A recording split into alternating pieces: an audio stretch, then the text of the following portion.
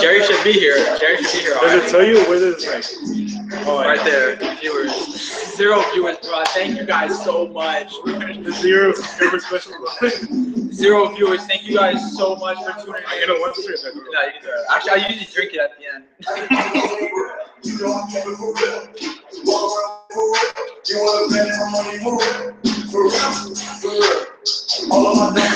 When the first person joins, I'm gonna be like, all right, so that concludes our study session. All right, so whoever just tuned in, whoever just tuned in, we already covered chapters 1 through 3, so we're gonna go ahead and wrap this up. We just started. We're gonna wait a bit for more viewers. Yeah.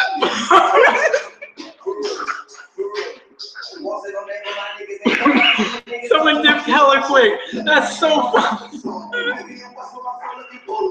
Someone came in and just dipped. All right, they're back. Whatever, guys. We're gonna wait until a couple more people get here. Like, the music is extremely loud, but we're just gonna wait until a couple more people get here because we're not trying to run through all of the studying. Okay, yeah. Someone keeps leaving. Someone keeps leaving, bro. It's me. No, all right, there we go. Two viewers, guys. We're waiting until more people join, just because like we don't want to start studying with only 2 people watching, and then more people join, and then we're already done with like chapters 1 through 3, and then we're just leading on Brutus. So we're just gonna wait. Just bear with us, guys. My guy now. Whoever. Jerry, is this you? Are you the only person that's staying in here for this long? Hey, shout out Jerry. Hey, shout out to Jerry. Go over what you are going over. Okay, all right, that's fine. So right now we're currently just looking at the. Okay, cool. We have 3 viewers now. So right now we are just looking at the different federal court cases, the Supreme Court cases like Gibbons versus Ogden, and then McCulloch versus Maryland and stuff like that. Do you want us to wait until more people join, or do you want us to just? You know what? Let's just jump right into it. I mean, Jerry's here. He's gonna be the one getting all of this. Okay. So in our quizzes, Mr. Quintana asked me questions, which was like, what's the purpose of political ideologies? And then at first I thought it was like polarize the elections, but what it is, like the whole purpose of a political ideology, which is defined as a set of values and beliefs people hold to shape the way individuals think. So basically the purpose of it is to actually allow individuals to decide what party they want to join. That's why you have like conservatives, and that's why you have like liberals, because those are different types of political parties that found their ideals off of ideology. So if you believe in certain things, like you have a core set of values, then you would join like liberals if you have like liberal views. So basically the whole purpose of a political ideology is to help people like understand which party they want to join. So we're just gonna go through some of the political ideologies there are. So conservatives is one of them, and they prefer change to come slowly, and they're proponents for limited government, and they favor local and state action. So in a sense, they're kind of like anti-federalist because they prefer like more state power. Obviously, anti-federalists are like out of the picture because that was really long ago. But that's why a lot of conservatives are like older, and that's why they tend to be against certain things like gay marriage and whatnot, is because, oh my goodness, if you could hear that, that was my cat. She's like screaming. Anyways, conservatives tend to be against the gay marriage and stuff like that because during their lifetime, that was something that they were exposed to it and they were heavily against it. So that's why when all of a sudden all 50 states just suddenly were for gay marriage, a lot of conservatives were upset by that. So there's a social conservative, and the only difference between a conservative and a social conservative is that social conservatives have religious ties. So they tend to either be like Mormon or Jewish and things like that. So they advocate for government teaching morality and regulation of sexual and social behavior. And we're going to talk about, it's like things like abortion. So if you're part of a certain religion, then maybe you might be opposed to abortion. So that's, if you're a social conservative, like you would be opposed to the whole idea of abortion. And we're going to talk about like what allows a state to actually like enact abortion, and like what allows a state to actually have that power to do so without having to make it a whole federal issue.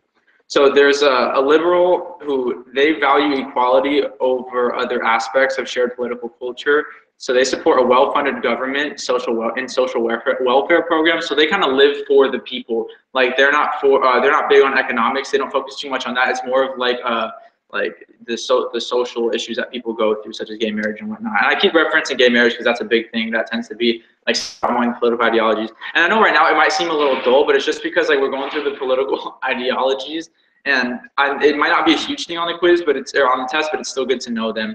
So there's a moderate, and they're not heavily opposed or in agreement with the political extremes of the left and the right. So conservatives are on the right side of the political spectrum, and liberals are on the left side. So you have the right, who's like, they want slow change, and they're against certain things like gay marriage, and they are for like gun control and stuff like that. And then you have the liberals, who are kind of for like open border and giving everyone like an equal opportunity and stuff like that. And then moderates are kind of, they don't apply to either side of them because they don't believe in like extremes. So actually 35% of the American population consider themselves moderates. So they are the predominant ideology within the United States of America. That kind of just covers the main political ideologies, and then we'll go over some of the key terms that were in chapter 1. So one of them is popular consent. So governments must draw their powers from the consent of the governed. So this is embedded within the Declaration of Independence. So the government should not act in any way that is not a reflection of the consent of the people that they represent. And we'll go over that more when we talk about Brutus, because we have an in-depth study on like what we're gonna, because Brutus, I don't know if you guys noticed, but Mr. Quintana really talked about Brutus in class. Like he kept saying, oh, make sure you guys know Brutus, make sure you know Brutus. So we have a couple of pages on what Brutus is all about. In the Federalist Papers, Federalist number 10, we're gonna go over that later. And we'll talk about like the contrast between the two. In Federalist number 10, we kind of went over that more in class, and we never really touched on Brutus at all. So we're gonna focus more on Brutus in the Federalist Papers. Okay, anyways, so back to the chapter 1 terms. There's also the majority rule. So elected officials act in favor of the people they represent. So basically they have to get 50% of the total votes of the people plus one extra one. So that way it shifts from, you know, it's not an exact same equal number of people. It's just that one extra person has to be in favor of one of the other 50%. So that way they can have the majority rule. So there's a big thing. This is a big key term for AP government in general, and it's known as popular sovereignty. And it basically says the ultimate authority in society rests within the people, and that's clarified in the Declaration of Independence in the U.S. Constitution. So there are 4 ways that popular sovereignty is in place with the United States of America. As you know, like the people don't have the full control because we have a federal government that has most of the control within our country. So, and it's not all resting within the people, but popular sovereignty, regardless, is embedded into the United States in 4 ways. So people are involved directly or represented through representatives in the making of the Constitution. So people, they don't have a direct say in what happens, but they have representatives who can serve for what they want their 2 cents to be. So the Constitution is ratified by a majority vote of the people or by elected representatives. So again, this kind of goes with either the people can have a direct say, or it can just be the elected representatives that the people vote for themselves. So regardless, the people still have a say in who makes the decisions and who, and they can also have a direct vote. And this kind of goes like with the Electoral College, because there are people that make the decision for us, and they're supposed to represent like the whole masses of people.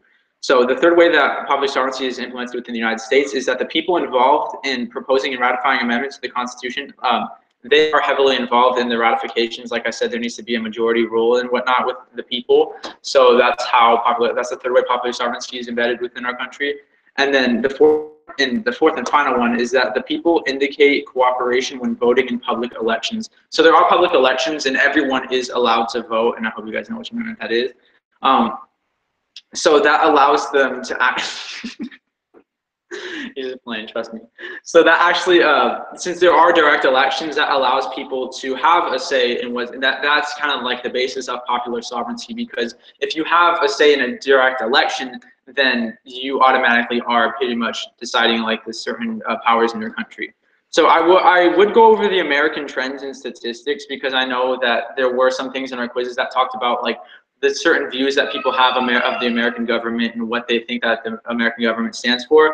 But there was only a couple of questions on that, so I think like we have more pressing matters to cover. So we'll just kind of skip past the American trends, because it basically just talks about like how many people are immigrants within the country and what's like the average life expectancy and stuff like that, and why it's changed over the years. But it's not that big of a deal. If anything, you guys can just say in the live feed if you want us to cover it or not, and then we'll cover it like closing to the end. You should put up the chat to see what they think. Oh yeah, sorry guys, there's the chat. Okay, you said there's gonna be 4 forms of Brutus. Okay, we are gonna for sure cover Brutus. Like I said, we have a couple pages that discuss Brutus.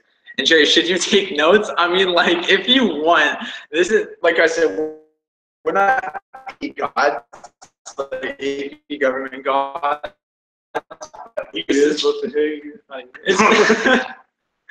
Forgot about something, or if you are reminded of something that we bring up, it's like, oh, okay, now I remember what they're talking about. That's basically the idea of this. Like, you don't have to say, it's like, we're not the book. Because you guys still all have the book and your notes and whatnot. So that concludes chapter 1. It basically just talks about the political ideologies and certain trends in the United States. But we skipped over the trends just because we don't see that being that big of a deal. So we're just going to go into chapter 2.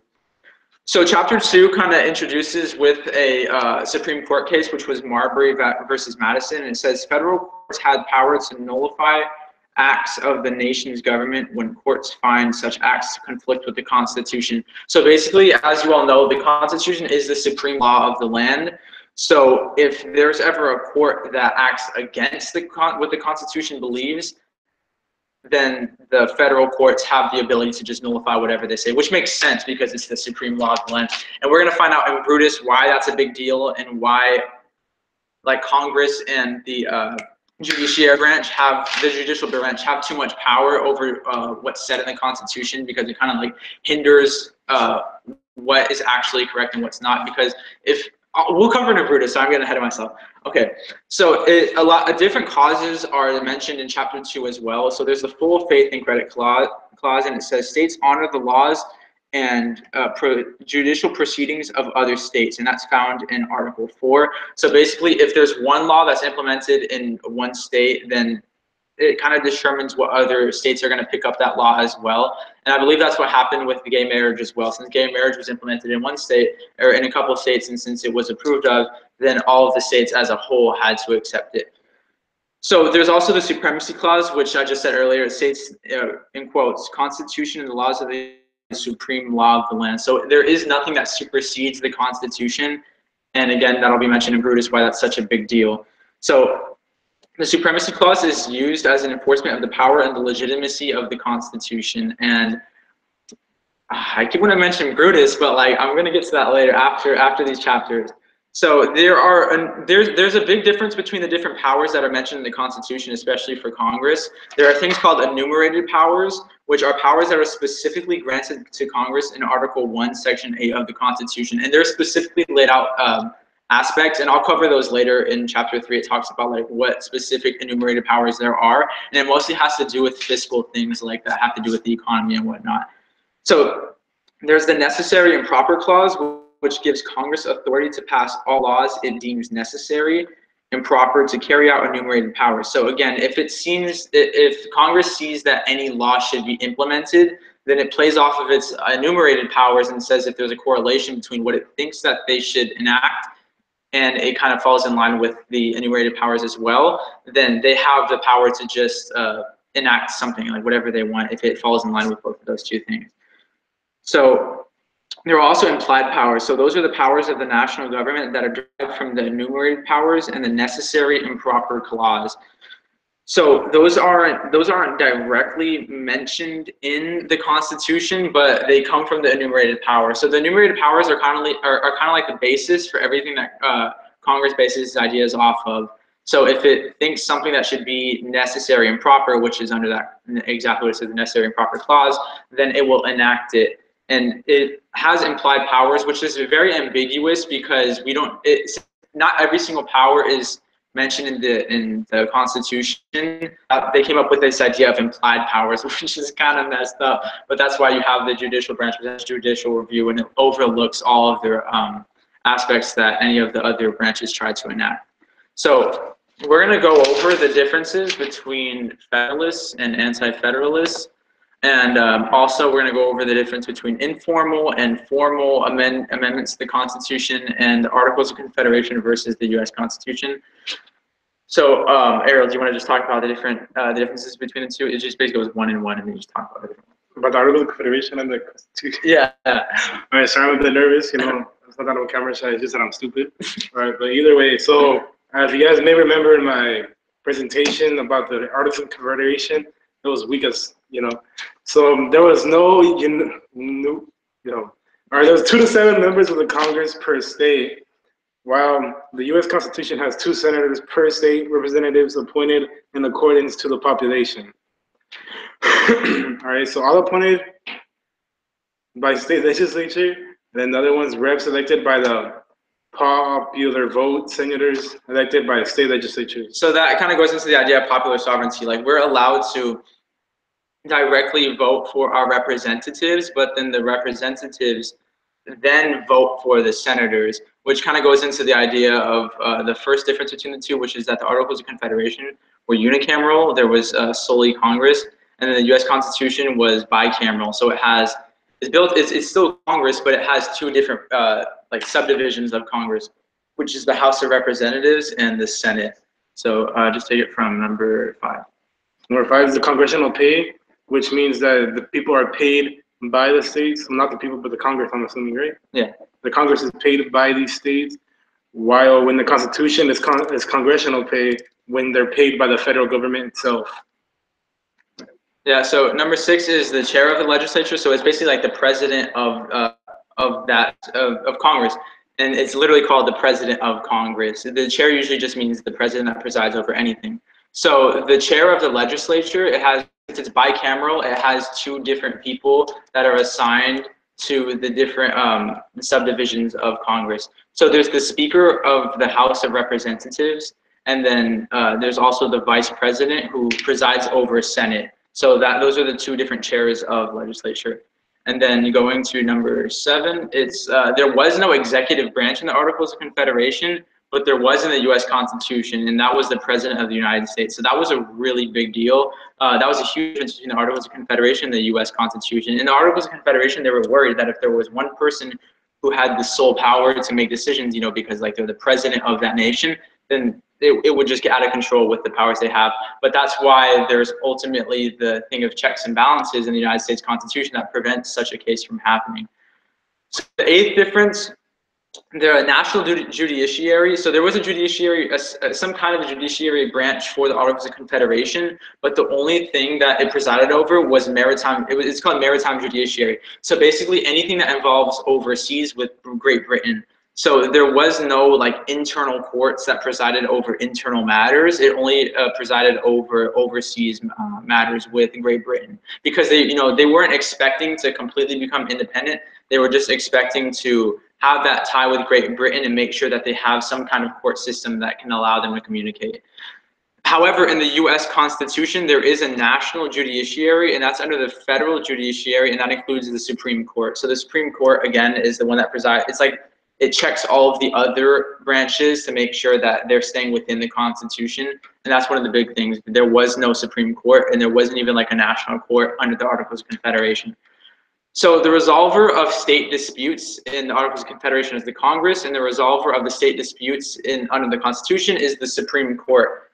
Because again, the Supreme Court is like it presides over internal matters within the United States, whereas there was nothing that presided over internal matters under the Articles of Confederation. So Congress just had its sole responsibility of just that. So in order to enact an amendment under the Articles of Confederation, it had to be agreed upon on all 9 states. However, in the Constitution, it had to be agreed upon by 3/4 of the states, and that still reigns true to this day. And obviously, there are more states, so that tends to have more difficulty in creating an amendment, which is what Mr. Quintana talks about all the time in class. So number 11, the Navy. Congress is allowed to build the Navy. The states obtain warships for private security, which is kind of crazy, because that just is a reflection of what was going on in that time, that each state, especially since they were coastal and they were in the New England colonies, they were able to have warships for protection. But obviously, under the Constitution, Congress is still able to build the Navy, but no states get warships, which makes sense because there are some states, in like the Middle Plains that don't really need warships. So number 12, the Army. So Congress establishes the size and the strength of the Army and can take troops from each state, because each state had armies back then for under the Articles of Confederation. So number 12, regarding the Army, the Congress decides the strength and size of the Army, and it doesn't have to pull any troops from each state because there is no state army. There's a state reserve, which is a group of people who are, if there's like a natural disaster or something like that, or if they do have to go be deployed, they're ready, but they're not always being deployed. It's only if it's a dire need for them. So the 13th one is ex post facto laws. Those were not forbidden under the Articles of Confederation. Ex post facto laws, we would go over it later, but I'll just mention it now. They're basically laws that it's incriminating someone for a crime that when they committed the crime, it was legal at the time they committed it. So basically, like in today's day and age, if they wanted to create an ex post facto law that incriminated white people for their oppression of African Americans back then, you cannot do that because at the time, unfortunately, it was legal when they committed those crimes. So you can't incriminate them for it because they're forbidden under the Constitution, I'm sorry, and under the Articles of Confederation, they were not forbidden. So number 14, there are only two more differences between the two. Number 14 is taxes. So as you know, a huge deal with the Articles of Confederation. One of the main flaws was that they could not really collect taxes, whereas under the Constitution, taxes were apportioned and collected by Congress. And there were taxes under the Articles of Confederation, but they were only collected by the states. They were not collected by Congress. Congress apportioned them, but the states would collect them. So that created like an imbalance kind of. So the 15th and last and the final one is the ratification. So under the Articles of Confederation, unanimity is required. So that basically means there has to be a unanimous decision where everyone agrees upon the ratification.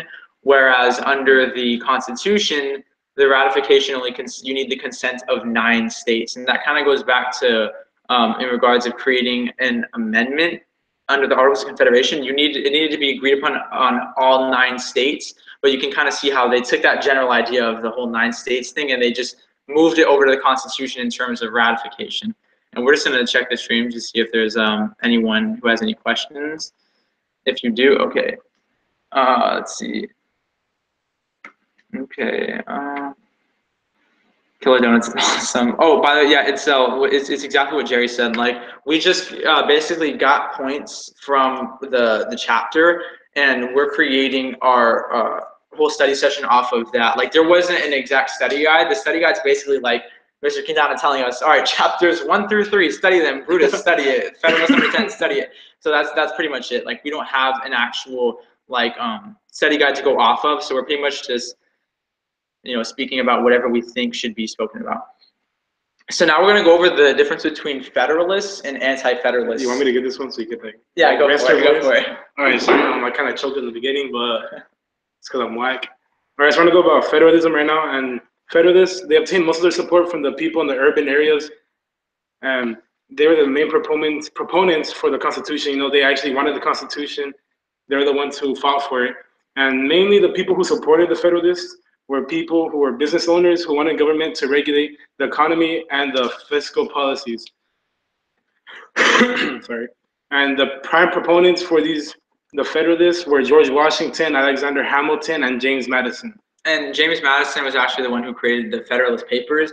He created Federalist number 10, which is actually what we're going to be going over later. And then you'll see that the contradiction to the Federalist Papers was from the Anti-Federalists, and that's what Brutus is about. So Federalist 10, obviously, it has the term Federalist in it, so it's supporting the federalism in the United States. Whereas the Anti-Federalists obviously oppose federalism, so they Brutus number 1, which was like the antithesis to the Federalist Papers. It was like a counter contradiction. So just read the Anti-Federalist. All right, so now moving on to Anti-Federalism. And they obtained their support from the rural people, such as farmers, who were opponents of the Constitution until the inclusion of the Bill of Rights. And we all know that farmers had a really tough time. When do they not? All right, so they're the main the farmers were opponents of the Constitution until the inclusion of the Bill of Rights, and they felt that states should regulate their own revenue. And the prime proponents of the Anti-Federalism were people such as Samuel Adams, and Thomas Jefferson. Yeah, those were definitely the main proponents of Anti-Federalists. So again, Federalists, they had the support from the wealthy business owners, and they were for a government that would regulate the economy and the fiscal policies. They were for the Constitution. The Anti-Federalists were opponents of the Constitution. They got their support from rural people like farmers, and they thought that states should regulate their own revenue. And you'll see how that tends to be an issue when the Constitution is enacted under McCulloch versus Maryland, which I'll actually just go over right now. In McCulloch versus Maryland, there was a man named John. I think his name was John or James McCulloch, and he was like the head cashier at this bank that was not chartered from Maryland. So basically, if you're a state, you can charter a bank. Like you can give documents that allow the establishment of anything, whether it be a local government, which we'll talk about how local governments do use charters to establish themselves. But with banks that are not chartered by the state, they, I'm sorry, basically, James McCulloch was a head cashier at a bank that was not chartered by Maryland. So it was not established by Maryland. So it was its own independent bank. But then Maryland decided that it wanted to impose taxes on that bank, even though it was not the one that established it. So ultimately, the Supreme Court decided that it was unconstitutional and that the Congress is the only person who has the ability to impose those taxes on the banks. So that is kind of what goes into that. You can see that the anti-federalists, although they wanted states to regulate their own revenue, such as a bank, they ultimately could not under the Constitution because of things like McCulloch versus Maryland, where the Congress was the one who was only allowed to impose taxes and they control the revenue. And we're going to go over the enumerated powers. Again, those are the ones that are specifically stated in the Constitution. We're going to go over the specific enumerated powers that focus heavily on the economy later on in our session. So to end with chapter 2, there's informal versus formal methods of amending the Constitution. And amending it, the Constitution means to either create a new amendment or to already change an amendment that's in place. So the informal method is the judicial interpretation allows the Supreme Court to nullify any actions they see to be in interference with the Constitution. So again, this goes into the whole idea of judicial review. And they said that if there's anything that seems controversial in terms of whatever state is trying to enact a law, it's up, the Supreme Court is allowed to nullify those actions. And that's kind of the informal way of doing it, because that shuts down the idea of trying to amend the Constitution if it's unconstitutional. So there's also social, cultural, and legal change. So if there's a lot of social turmoil, cultural turmoil that has to do with making an amendment to the Constitution, then that ultimately will take place. So the formal method, however, of amending the Constitution is exactly what it sounds like. It's more formal. It's not ambiguous, such as social, cultural, and legal changes, because those things, it's like the blurred lines, and it's kind of like what we talked about in freedom of speech. It's like, well, what exactly classifies as like hate speech? So when does it transcend free speech? So that's kind of the thing. It's like, when does a social, cultural turmoil actually boil up enough to make it to where we have to amend the Constitution? So that's part of the informal changes, like I said. So the formal changes, there are 3 ways that the Constitution can be formally amended, and it can be proposed and agreed upon by 2/3 of both houses of Congress. So remember, the houses of Congress are the House of Representatives and the Senate. So those are the 2 houses, and it has to be agreed upon by 2/3 of both of them. So you can see that that's a big deal, because there tends to be in any election, there tends to be like what's the word I'm looking for? A cabinet, or not even just a cabinet, but senators start to get elected, and there can either be a whole bunch of Republicans or a whole bunch of Democrats. And this goes back to the idea of the political ideologies, which is if people have certain views that they want to stick to, then obviously those political parties are going to act in those views. So if you have like a lot of Republicans in office that are senators in Congress and House of Representatives, then it'll be difficult to, or it'll be easy to get the 2/3 votes, because if the majority of them are Republican, then any amendment to the Constitution that is in line with the Republican ideals will be agreed upon, because most of the Congress is obviously is Republican in the hypothetical situation I created. So second way that it can be formally amended is that 2/3 of the state legislatures with Congress are called upon to propose amendments. So 2/3 of the state legislators need to agree on it, and then Congress has to be called to also propose those amendments to oversee what's going on. And the third and final way for a formal amendment to the Constitution is there needs to be a favorable 3/4 vote of all state legislatures. So regarding the state legislatures, there are 2 ways that involve state legislatures to amend the Constitution. Of the state legislatures with Congress can amend the Constitution, or a favorable 3/4 vote of just the state legislatures can amend the Constitution, which still is a big deal, because not everyone within the same state in the state legislatures have the same views. So that's what creates the difficulty, because if you have to get 3/4 of the entire state legislatures, that's not easy to do. So that concludes chapter 2 in regards to anything other than Federalist number 10 and Brutus 1, which we're about to cover right now. But I'm just going to go back to the live chat to see if you guys have said anything, and you haven't. We'll see how many people are tuned in because, all right, 6. All right, thanks guys for watching. I hope you guys are learning something. And if you are, like, if you think that there's something specific we should cover, let us know, because we don't just want to be sitting here blabbering about things that you already know or you think is irrelevant. So again, just leave anything you want to say in the live chat. We won't be offended. Like, if you think we genuinely suck, then just tell us. I suck with that. No, it's fine, bro. Okay, so I'm here for moral support. Actually, you are. I'm actually a lot less nervous with Arrow by my side. Okay, so we're gonna go over Brutus number 1 now. Bear with me, because like Mr. Quintana, or like Jerry said, Mr. Quintana said, there are going to be about 4 questions that have to do with Brutus 1. So clearly he's stressing this. And as we're reading through this, there are a lot of references I make back to certain things that we already talked about or are going to talk about in regards to Congress and their powers. So just make sure that you stick with us, because this is going to be really important. Oh my goodness. I'm so sorry. Jeez, wow. All right. I hope you guys didn't get that. How many people saw that? 6. Damn it. Okay. So Brutus number 1. We're going to go over 4 key terms before we actually get this started, because these terms are going to be mentioned throughout, and I just want to make sure that everyone's on the same page in regards of what they mean. So, and Ariel, as I'm reading through this, if there's anything you think I missed or if there's anything you want to add, just jump right in, all right? Yeah. Just kick me out of the table and be like, yo, my turn. Okay, so some key terms. The first one is a confederation. So a confederation is a form of government in which power is shared amongst groups united in allegiance. So the U.S. was a confederation under the Articles of Confederation, which makes a lot of sense. So you shouldn't have to think too hard about that. And when it says that the government is shared amongst groups in allegiance, it's in this case, or in the Articles of Confederation in the United States, it's referring to the states, because they shared power because there was no strong central government like there is in the Constitution. So all those groups were united in allegiance. Well, they're supposed to be, you know, it ultimately came down to like issues of slavery and whatnot.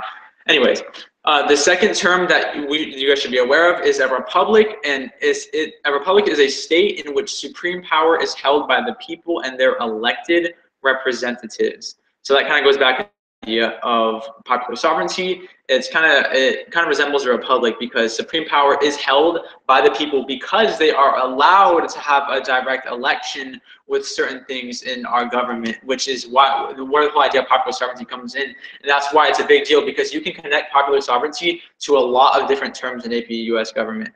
So the third term is a federation, which is a group of states in which a central government retains control. So ever since the Constitution, the U.S. has been a federation, which is why there's a federal government. So under the Articles of Confederation, the United States was a confederation, which is where the states were united in allegiance, and it wasn't a strong central government like there is in a federation, which is enacted under the Constitution. So the fourth one is a big one that even I'm confused about until I looked up what it actually means. So it's the legislature. So that's basically the legislative body of a county or state. It's just Congress. And remember, under the Articles of Confederation, there was solely Congress. It was just Congress, and it was unicameral. But under the Constitution, there's Congress, and it has 2 houses, which is the House of Representatives and the Senate. And again, just a quick review. The chair, like the presiding person for Congress, is actually the Speaker of the House for the House of Representatives, and for the other house, which is the Senate under Congress, is the Vice President. The Vice President presides over the Senate. So we're going to start going through some of the points about Brutus number 1. And Brutus number 1, again, this was written by no one really famous. I actually looked it up, and it said that people really had to find out who wrote it, but whoever they found that wrote it wasn't very significant. Like, it wasn't one of the main proponents like Thomas Jefferson or Samuel Adams. It wasn't one of the big people like that. It was just some rando. So the Brutus number 1 was written October 18th, 1787. And the Constitution was ratified December 7th, 1787. So this Brutus number 1 was written before the Constitution was actually ratified. So October, November, December. So 2 months after this was written, the Constitution was administered. So this is important because as you're reading through this, you'll see how Brutus is talking against enacting a constitution because of certain reasons that will be laid out. So the constitution wasn't enacted because if he was to release this when the constitution was already in place, it wouldn't matter because of the supremacy clause, and it's the supreme law of the land. And pretty much at that point, no matter what anyone did would be irrelevant. So we're gonna go to the live stream and see if there's anyone who said anything. Gaining some knowledge, boy, that's what's up, Unknown Productions. So how many people are still here? We have 7. Oh, nice. A bump up from a couple of minutes ago we checked. All right, thanks, guys. So again, we're going to be going through Brutus, and this is one of the big topics that Mr. Quintana wants us to know. By the way, Mr. Quintana, I feel like you're watching us right now, and if you are, keep us in check. Like if we ever say something stupid, just put us on check, because we all know, Mr. Quintana, you are not afraid of doing that. Challenge us. Okay, so let's get right to it, guys. Let's jump into it. Okay, bear with us, and I know it's probably going to seem gruesome, like, oh my god, these guys are just rambling on about freaking Brutus. It's a big deal because we're also going to talk about the Federalist Papers. And remember, the Federalist Papers were written before this, but I just want to cover Brutus because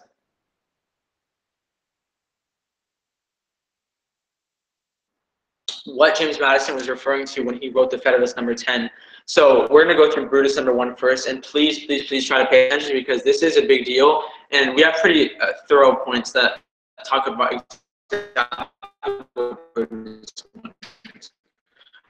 Okay. So basically, bullet point is going to give you the main idea of it, including quotes. So I'm going to say when I go like this, that's the start of the quote, and then when I do this again, it's going to end the quote. Okay, so Brutus was a strong advocate of the Constitution. He believes that if the Constitution is calculated to preserve the invaluable blessings of liberty, to secure the inestimable rights of mankind and promote human happiness, then if you accept it, you will lay a lasting foundation of happiness for millions yet unborn. So basically, he's saying that the Constitution is a wonderful idea if the principles within it are for the betterment of the people, because he knows that since this is going to be the supreme law of the land, if you have it built off of tyranny or if you have it built off of dictatorship, then you're going to be securing not invaluable blessings of liberty, but something else which he mentions, which is in the exact next bullet point, and I keep getting ahead of myself. So he says, however, the Constitution may be dangerous and should be examined with ultimate care, as the only remaining asylum for liberty will be shut up if this form of government contains principles that will lead to the subversion of liberty. Beautifully written, man. That's like poetry. So he's basically saying that if the Constitution has evil or malicious or dangerous aspects to it, then liberty will be subverted. And subversion means to basically go against or go under. So it's basically saying it's going to go against the liberty if horrible ideals are within the Constitution, which is why he's saying it's so important that if the Constitution is going to be ratified, there has to be ultimate care. So the next bullet point states, Brutus poses the question of whether 13 states should be under one large republic or governed by 13 confederate republics under the direction and control of a supreme federal head for certain defined purposes only.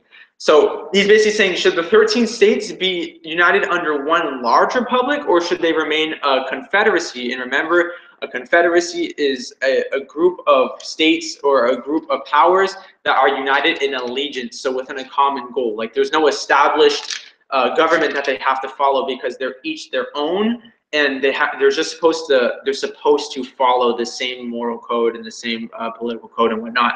So he poses the question: should the 13 states be under a large republic like the one that the Constitution mentions, or should they remain 13 confederate republics with their own state powers?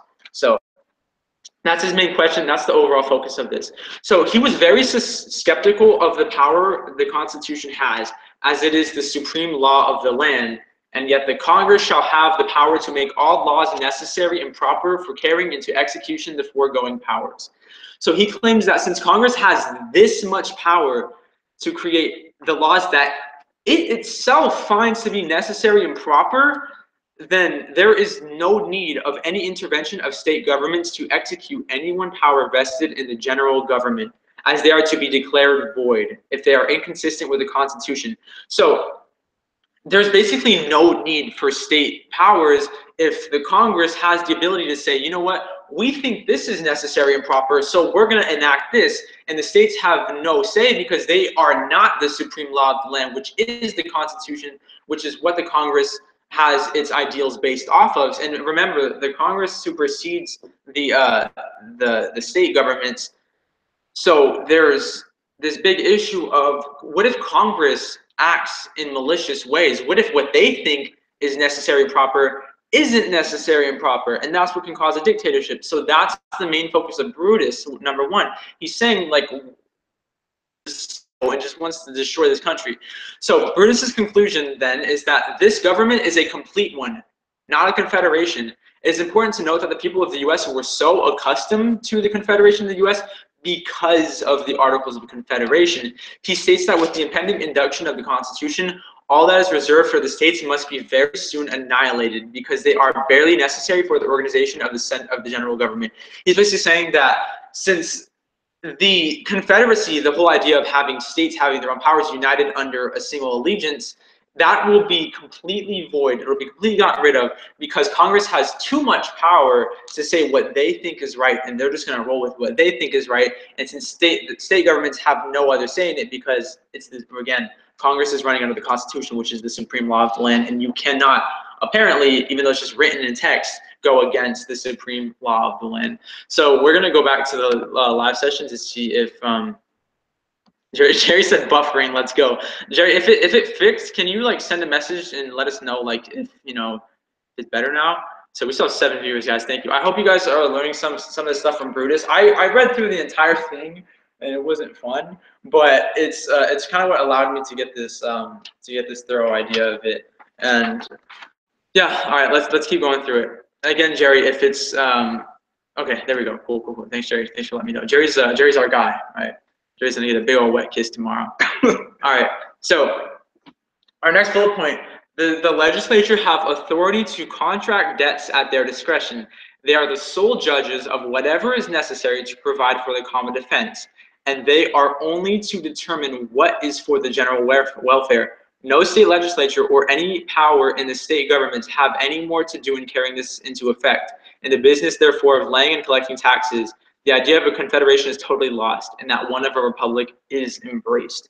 So he's basically saying that under the Constitution, the legislature has the authority to contract what they think is correct. They are the sole judges of what they think is necessary to provide for the general welfare. So he thinks that the Congress has far too much power and eliminates the purpose that states play in the role of government, as they are forced to conform to any action Congress takes, most notably taxes. The next bullet point states, he considers the power of the legislative branch to directly tax the people as a destruction of liberty. So he's concerned of the legislature's power of laying and collecting taxes, duties, imposts, and excises, of regulating trade, raising and supporting armies, organizing, arming, and disciplining the militia, instituting courts, and other general powers. So I'm glad we came across this. This is why I said Brutus is important, because it comes down to including other things that we learn in the different chapters, and it puts them all into this, because Brutus, again, he's an anti-federalist, and he's talking against the Constitution. So he lays out the enumerated powers that are mentioned in Article 1, Section 8 of the Constitution, which is where Congress has most of its enumerated laws laid out. So the enumerated laws, again, to go through are laying and collecting taxes, duties, imposts, and excises. Excises are just kind of like taxes. They are able to regulate trade, raise and support armies, organize armies, disciplining the militia, instituting courts, and they have other general powers, which is where the whole idea of implied powers comes into play. And there's also here's chapter 3. It talks about some of the other powers that are mentioned in the government. It's the implied powers that they're talking about, where they said general powers. So the next bullet point states that Congress will abuse power as every man wants to acquire superiority over everything that stands in their way. That's the end of the quote. Therefore, this desire for power will operate in the federal legislature to lessen and ultimately to subvert the state authority. So he's basically saying that the Congress, it's natural. And what's interesting is that whoever wrote Brutus takes what James Madison said and flips it on them and says that what James Madison said in Federalist 10, and I'm sorry I'm getting into Federalist 10. I guess I'll go through it as we go through this as well, because we talked about Federalist 10 in class, so we're not going to be going through it as thoroughly as Brutus, because we didn't really touch on it at all. So basically, Federalist and James Madison, who is a Federalist, who is for the Constitution, he was totally supporting the Constitution in Federalist number 10. And in Federalist number 10, he said that the factions are going to become too powerful because it's natural within the human desire to want to obtain that superiority and to be powerful over everything that's within reach. So Brutus, it's interesting because Brutus flips this idea on him. He says that Congress, he says, okay, if you think we should have a large republic to look over the factions, to prevent the factions from being too large, what if the republic acts in its own views and then no one has control over it, which is a very valid point, because Congress acts within the supreme laws of the land under the Constitution, and if whatever they think is correct, they're going to act upon it, and there's no one that can say otherwise unless the judicial branch. But right now, in Brutus, he's just focusing on Congress. He wasn't really focusing too much on the judicial branch, I don't think, yet. He might have. I wrote bullet points. I kind of forgot. We'll see. But yeah, James Madison said, in Federalist 10, factions are going to become too large because the creators of factions want to be superior. They want to obtain as much power as possible. In Brutus, he says, okay, Madison, I hear you. What if the Congress acts in their views and they become too large and there's no one to stop them? Because Madison said that if there's a large republic, they can control not the causes of factions, because they say that's a, oh shoot, all right, what happened? I mean, answer the phone. Let's see what Jerry wants to say. We have our first caller, Jerry. we have Jerry, you're on the air. I know. Thank you so much for that, Jerry. That was awesome. If you guys want, a lot of people are asking if percent to post the note on the group chat. If what? To post the notes that you're referring from on the group chat. I mean, on the live chat. Oh, okay. I'll do that after this, just because I don't want you guys using me. I don't want to just post it and then you guys leave. So I'll post the notes I have in this. It's on a piece of paper, and my writing kind of sucks though, guys. So like I'll still post it regardless. So Jerry, you can go now because you're kind of cramping our style, bro. So we'll see you. All right, Jerry.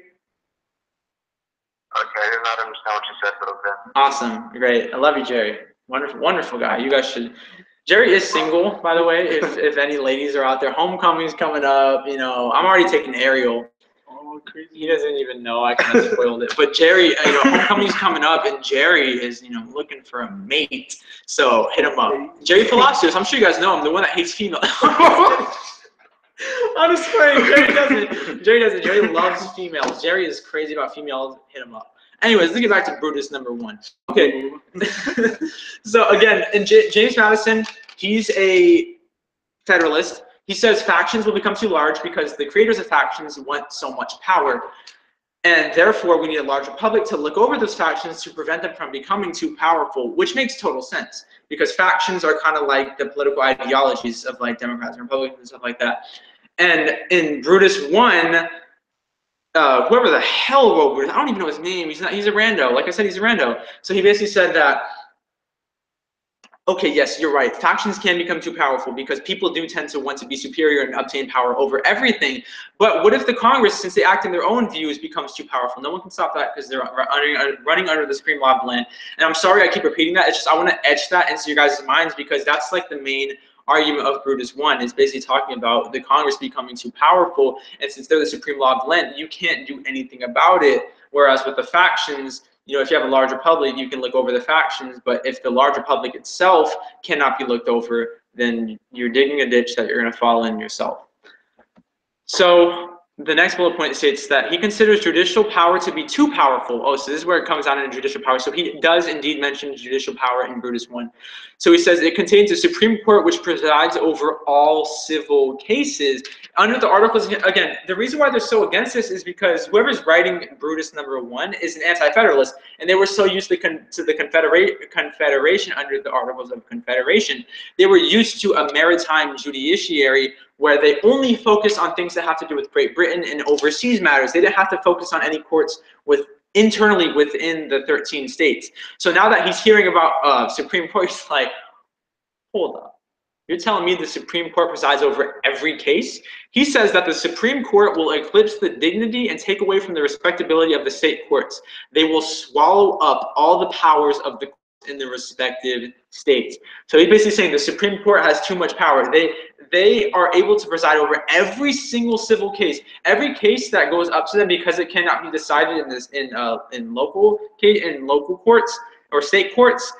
They have the ability to say whether they agree with it or not. And again, this plays into the idea of, what if the entire government, our federal government, starts acting in the views that they think is necessary? Like with Trump, let's just say he suddenly just wanted to rid of all Muslims in the country, because there are obviously some things he said about Muslims, and he even tried to prevent people from the Middle East from, I think it was 9 different states, from coming into the United States. What if suddenly he just wanted to make those decisions, and the judicial branch is like, I'm on board, the Congress is like, I'm on board, and then you have the executive, the judicial, and the legislative branch all on board with this insane idea, and there's no one to look over them. Whereas in a faction, let's say the faction was acting unconstitutionally, and they said, you know what, let's go out and, like Mr. Quintana said, let's go out and kill all kindergartners. Like the Supreme Court, the courts, and the government itself would say, whoa, no, you cannot do that. But let's say the federal government just suddenly wanted to do that. There's no one to say you cannot do that. Which is what is being mentioned in Brutus, is that there's no way you can control the main power. There's no power over the main power, but there is a power over the factions, which is what James Madison said in Brutus. And in Brutus, he acknowledges that, but he's basically saying, like, no, you can't just advocate for a large public to look over factions, because factions can get too big. Like, that's parochial, that's improvident. You're not giving it enough thought. You have to realize that if a large republic becomes too powerful, then there's no one who can stop it.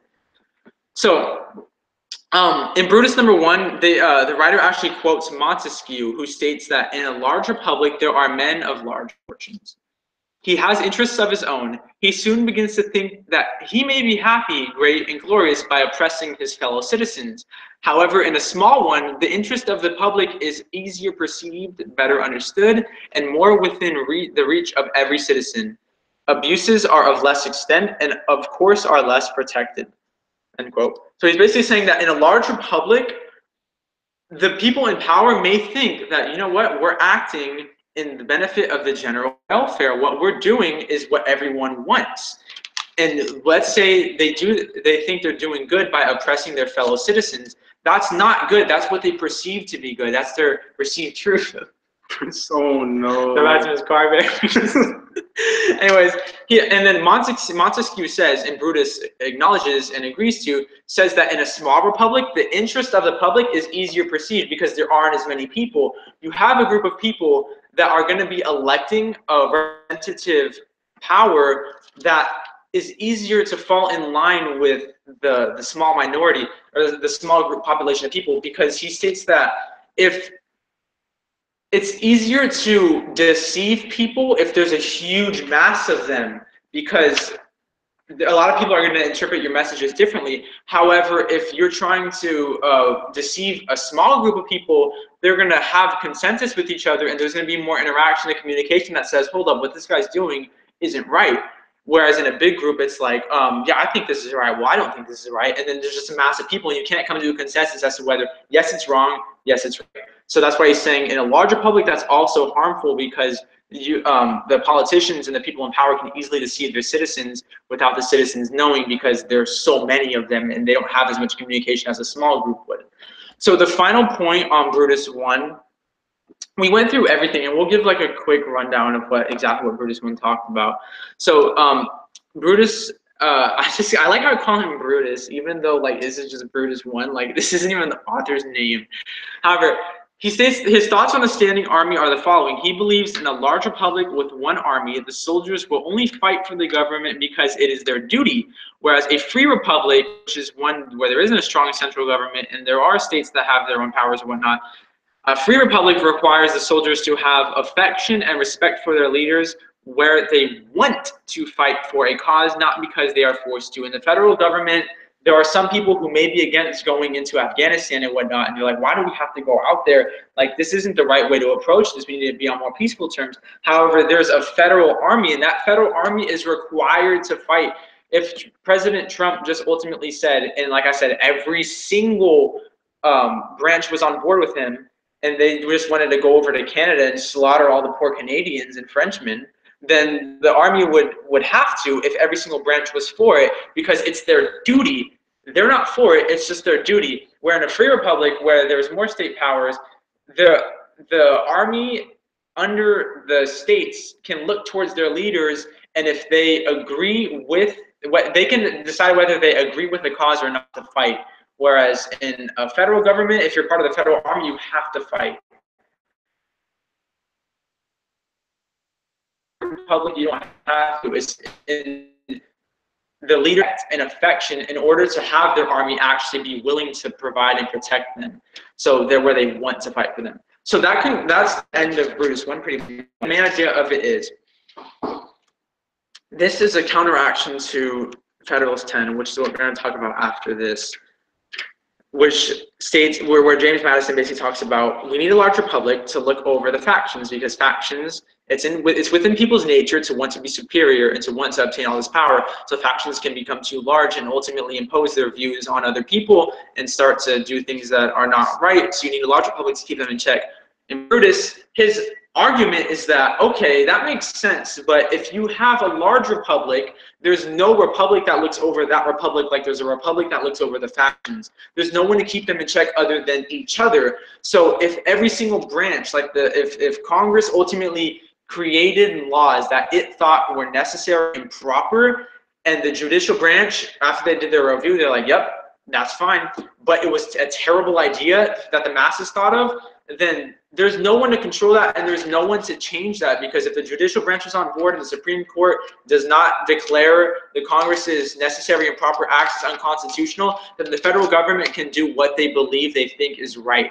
And Brutus is saying that, okay, well, there's no one to look over them. So we have to make sure that if we are going to adopt a constitution, the people we're electing and the things that we put into the Constitution have to be for the benefit of the general welfare, because we don't want a group of people who are in power, who are the supreme law of the land, who there is no one who presides over them, because they are their own ruler. They're the rulers of the entire nation, and there's no one that can change that. He's also saying that a large republic creates this like form of deception where leaders deceive the large masses of people, because they all are able to come to a general consensus, like a small group can, and say this is right or this is wrong, because they're a part of a large group. And this goes into the armies as well. If an army is part of a federal government, they're required to fight for them, not because they want to, because they have to. Whereas if a state has an army, the state better make good decisions, and the state better be good to their people, because the army is ultimately going to be the one that defends them. And if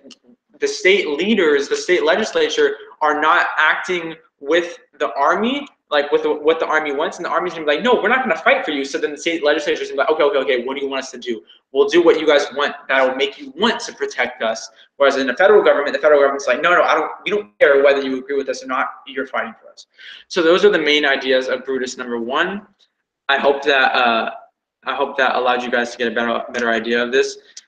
So I don't know if I can post it in here, because I'm doing this off of my computer, and that means I'd have to get a USB and plug it in. And so what I can do is I can take a picture of the pages and I can post them on Edmodo, if that would help, guys.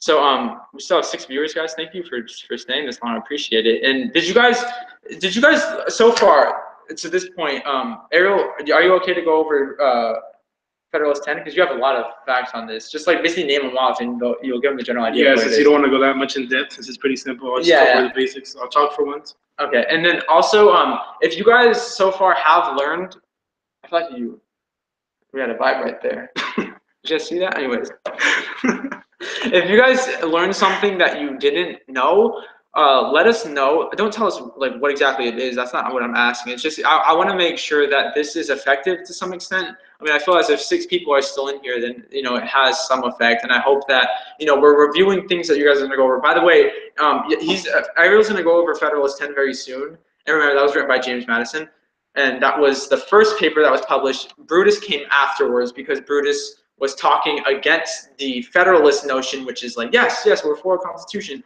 And then Brutus is like, okay, whatever, have a constitution, but make sure that the people you're electing are good people. So yeah, he's going to talk about Federalist 10 very shortly. But we have chapter 3 notes, but we don't have like complete chapter 3 notes. So what we're gonna do is I'm basically gonna say what I have from chapter 3, which is pretty much this right here. It's like a whole paper that's filled out. And I know it looks like a lot, guys. Trust me, the bullet points go by really fast. And I appreciate you guys staying this long because like verbally saying it and then like just studying pretty much if I wasn't here, like this is an obligation. Like I'm here because I said I'd be here and because I want to be here as well. Like if I did not say I was gonna go live, I'd probably be playing games or like texting my girlfriend or something. Like something other than studying. Okay, I'm sorry, dude. I forgot to tell you. No, everyone. Okay. He literally went home. I'm just kidding. Okay, guys. So tell us if you've learned something new. Like, just say, like, yeah, I learned something new, or no, I haven't. Because please, just please do that real quick. And if you didn't, trust me, I won't be offended. We won't be offended. It's just we want to know whether it's effective or not, guys.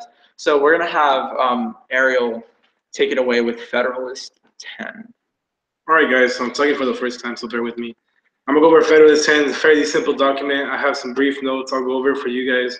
And my first fact is that this document was written by none other than James Madison, and as we know, he was a Federalist, and he favored the Constitution to a large extent. And now this document is basically the counterpart to Brutus #1, which we just went over in good depth. Go back if you need to. It's a lot to take in. Now, Federalist 10 calls for a government that is capable of controlling the damages caused by factions, which Simon just went over. And this document goes over the two ways to deal with factions. And the first way is to eliminate the factions as a whole, or to be prepared to control the damages caused by the factions. Now, between these two, the second one obviously seems much more logical because we cannot change how people think. And I have the quote, it is exactly what Simon wrote earlier. And the quote is, "It is impossible to avoid factions due to the nature of man. They are inevitable." So that's basically saying that people always disagree with what people say because it's part of human nature. So this is why James Madison believed it was better to be prepared for the damages caused by factions rather than to eliminate the factions as a whole. And the goal of the Constitution is to create a secure following for the 13 states that were present. And some opinions I had, I'm basically reading off my podium notes if you guys didn't know. And some opinions that I had about it, well, I thought that Federalist 10 offered very strong points for the Constitution.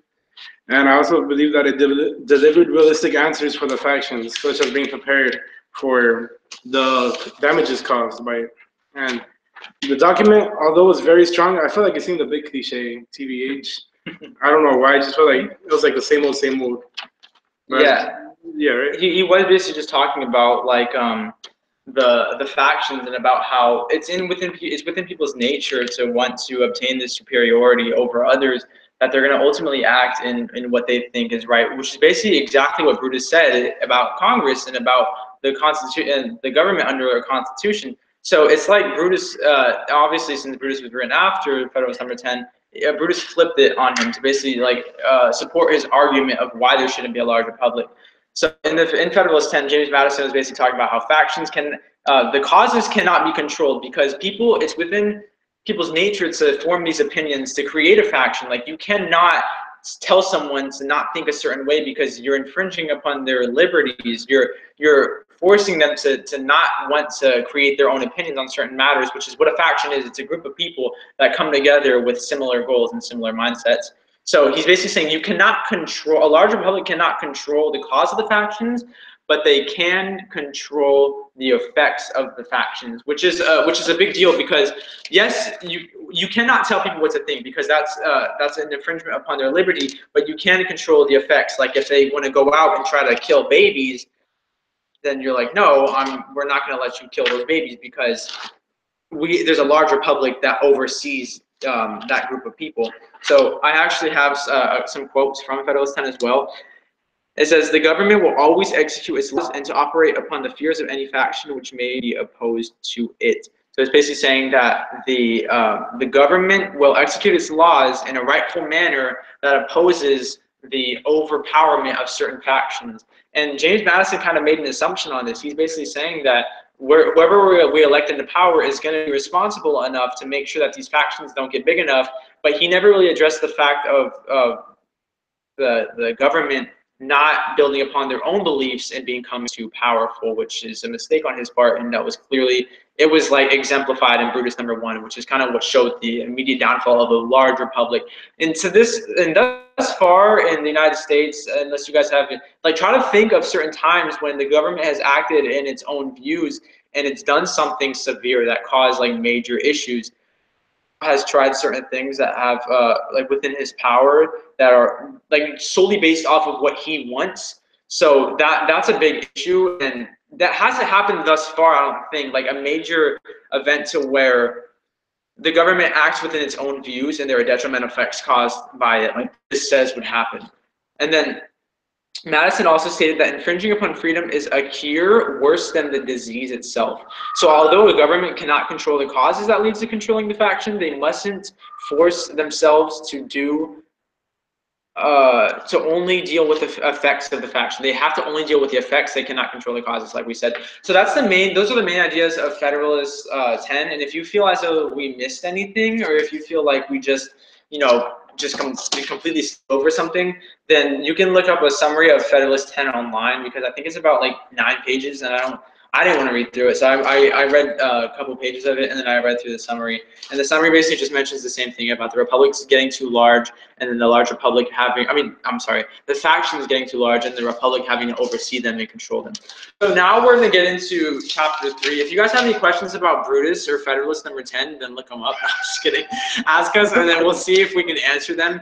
And then if not, then unfortunately we'll do what you guys can do, and then we'll look them up. And it's basically just like, I wouldn't want, if I had someone like just explaining what's in the book and what's been in the book, I'd tune in too. So thank you guys for tuning in, because I wouldn't want to read through the book. And basically I'm gonna chapter 3 isn't fully completed, so we're just gonna read through the book on some of the things. Like it's about halfway. It's starting. We have 3.1 to 3.4, but 3.5 to 3.7 we don't have any notes on, so we're gonna kind of read through that. And I've seen things that Mr. Quintana has on his quizzes, such as like the different types of grants and like cooperative federalism and dual federalism and stuff like that. So I'll focus directly on that. And I know he didn't really focus on the New Deal or anything like that being talked about in his quizzes. I think there was like one question about that, but I think he doesn't want any specific historical examples. I think he's more of just looking for whether we know like the denotative meaning of certain things or not when it's been applied. Okay, so now we're going to get into chapter 3. Chapter 3 has a little bit of repetition from like enumerated powers and flat powers and stuff like that that the Congress has. But if you see repetition, it's just because that's what was in the chapter. So I basically just went through the chapter and jotted down notes. So these are the notes I have. And then when I'm done with my notes, I'll just start reading from the book and telling you guys what we should know, because it's what I've recognized in our quizzes and what Mr. Quintana has stressed that we should know. Okay, so the first term that we should know is federal system is. So used by the United States because of the Constitution, and it is a national and state government that shares powers and derives all authority from the people. Again, it's interesting because these sections tend to tie in together, or these chapters. It goes from popular sovereignty, which is what popular sovereignty allows for the direct election of people, or it allows for the direct election of people to elect certain things or to act in the views of what the people want. So a federal system is the national and state governments working together. They share powers. They derive the power from they derive the authority from the people because the people vote for them, and that's because of the Constitution, the good old Constitution. So there's the Confederation, which is what we talked about in Brutus, which is it was used by the U.S. under the Articles of Confederation. The national government derives all of its powers from the states. So there was no strong national government like there is under the Constitution, because the Confederation, which is under the Articles of Confederation, spoke mainly for states' rights. Like it didn't want a large central government, because we talked about exactly why. Because of the state armies, they would have to act. The state armies would act in what their leaders wanted, and if their state leaders weren't good to their armies, then the armies would not fight for them. And whereas federal government, again, they had to force to fight for them. So this goes back to the idea of under the Articles of Confederation, the United States was a confederation, and the national government, and yes, the national government did exist, but it was basically just like a grouping of all the powers of the states. All the states had the main powers. So there's a unitary system, and that was used by Great Britain, and it says the local and regional governments derive all powers from a strong national government. So basically the regional and local governments do not, they act in the views of the strong national government. So the strong national government has a say of how the local and regional governments act. Whereas in a federal system, like what the United States is currently under because of the Constitution, they work together. It's not where there's a central government and then the states and the local governments have no other say. They just have to act in it because they can bring up certain matters that go up to the Supreme Court, and there can be some opposition. States can have certain matters that go against the Constitution that ultimately go to the courts and whatnot. So it's not like a dictatorship. It's not like a monarchy like there was under the unitary system with Great Britain. So there are natural powers that are within the Constitution. So there, again, are enumerated powers, and they consist of the following. And this is for Congress. This is stated in Article 1, Section 8 of the Constitution. Congress can coin money, conduct foreign relations, provide for an army and navy, and declare war. So those are the things that they can do. However, though that's not all they can do, because remember, there are implied powers, and there's the necessary and proper clause that the Congress will act in whatever they see fit to create laws based upon. It's not solely these couple things that they mentioned, because that would limit the amount of power they have. So the federal government has the right to collect taxes, to collect duties and excises. They can raise the revenue without question, and without opposition. So I'm sorry, with opposition, but without question. Like they ultimately have to oppose it. They can't just say, they can't nullify it. So the federal government can collect duties and excises, which is basically just taxes. So they can collect taxes and raise the revenue of the entire country without question, but people can't oppose it. But remember, the Constitution is the supreme law of the land. The federal government abides by the supreme law of the land. They are the supreme law of the land. So even if there is opposition, there has to be viable opposition. It has to be enough to sway the Supreme Court, because the Supreme Court is not to where they are biased or where they ultimately are polarized to one ideology or the other, because then that would talk about what Brutus mentioned. That would exemplify what Brutus mentions, which is that the Supreme Court is that, since acts under the supreme law of the land, like nothing can be done. There won't be any opposition, but there can be opposition. It has to be viable opposition in terms of the federal government collecting taxes and raising the revenue of the entire country. So there are state powers under the Constitution. So Article 1 allows each state to control elections and determine who can and cannot vote. This is interesting because this is the 10th Amendment, and this allows states to have certain powers. And there are actually some states that deny felons the franchise to vote, and that's because that is their right. And see, this goes into the idea of, this is what makes a federal system different from a unitary system. Under a unitary system, remember, unitary, that's what Great Britain used. So they made it to where there was a strong central government that dictated what the local and the state governments would think and what they would act upon. However, although there's a federal government that says everyone has an equal right to vote, certain states can still say, well, we have, under the 10th Amendment, we have certain powers that allow us to deny certain people to vote, such as felons. So that's actually an interesting thing, and there are more state rights that I'll talk about real soon that are pretty interesting as well. So the 10th Amendment gives states powers that are not delegated to the U.S. by the Constitution. So they are not mentioned in the Constitution, but the states just have these powers. So these powers are called reserved powers. Reserved powers apply specifically to the states. They're not enumerated like the Congress is in Article 1, Section 8. There aren't lists of things. There's rather, how there's like the necessary and proper clause, and there's the implied acts of Congress. Well, it's kind of the same thing with states. Although there isn't like a set denotative thing that determines what states can do, they still have reserved powers that they themselves can use. And sometimes it's in opposition of what the Constitution says. And the amendments, like the amendment that allows everyone the equal right to vote, some states just have reserved powers that say, no, we don't want felons to vote. And the Constitution is not going to go against that, because it's saying that's your reserved power. And there's probably been opposition to it in the past and within those states, but the Supreme Court probably just rules in it saying that you have reserved powers that are not mentioned in the Constitution. So it's your freedom to say, we don't want felons to vote. So Reserved powers tend to lay the restrictions on things like abortion. So that's why abortion isn't illegal and it's not legalized throughout the entire United States, because different states have different moral codes and different states have they have their reserved powers to determine whether they want to abide by it or not. Has anyone said anything? Actually, Jerry was wondering if you could post your guidelines or as a PDF on Docs or on Moodle. But I feel like that's a little too overpowered, you know.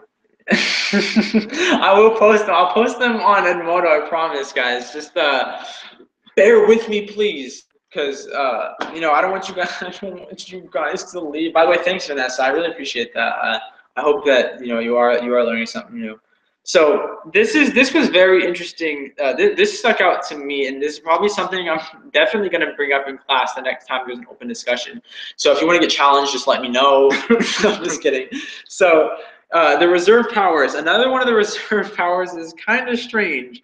It says reserve powers tend to lay the restrictions on things like abortion.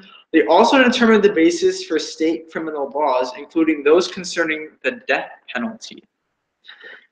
In fact, states can impose the death penalty using their reserved laws by utilizing a gas chamber, lethal injection, the electric chair, hanging, and a firing squad.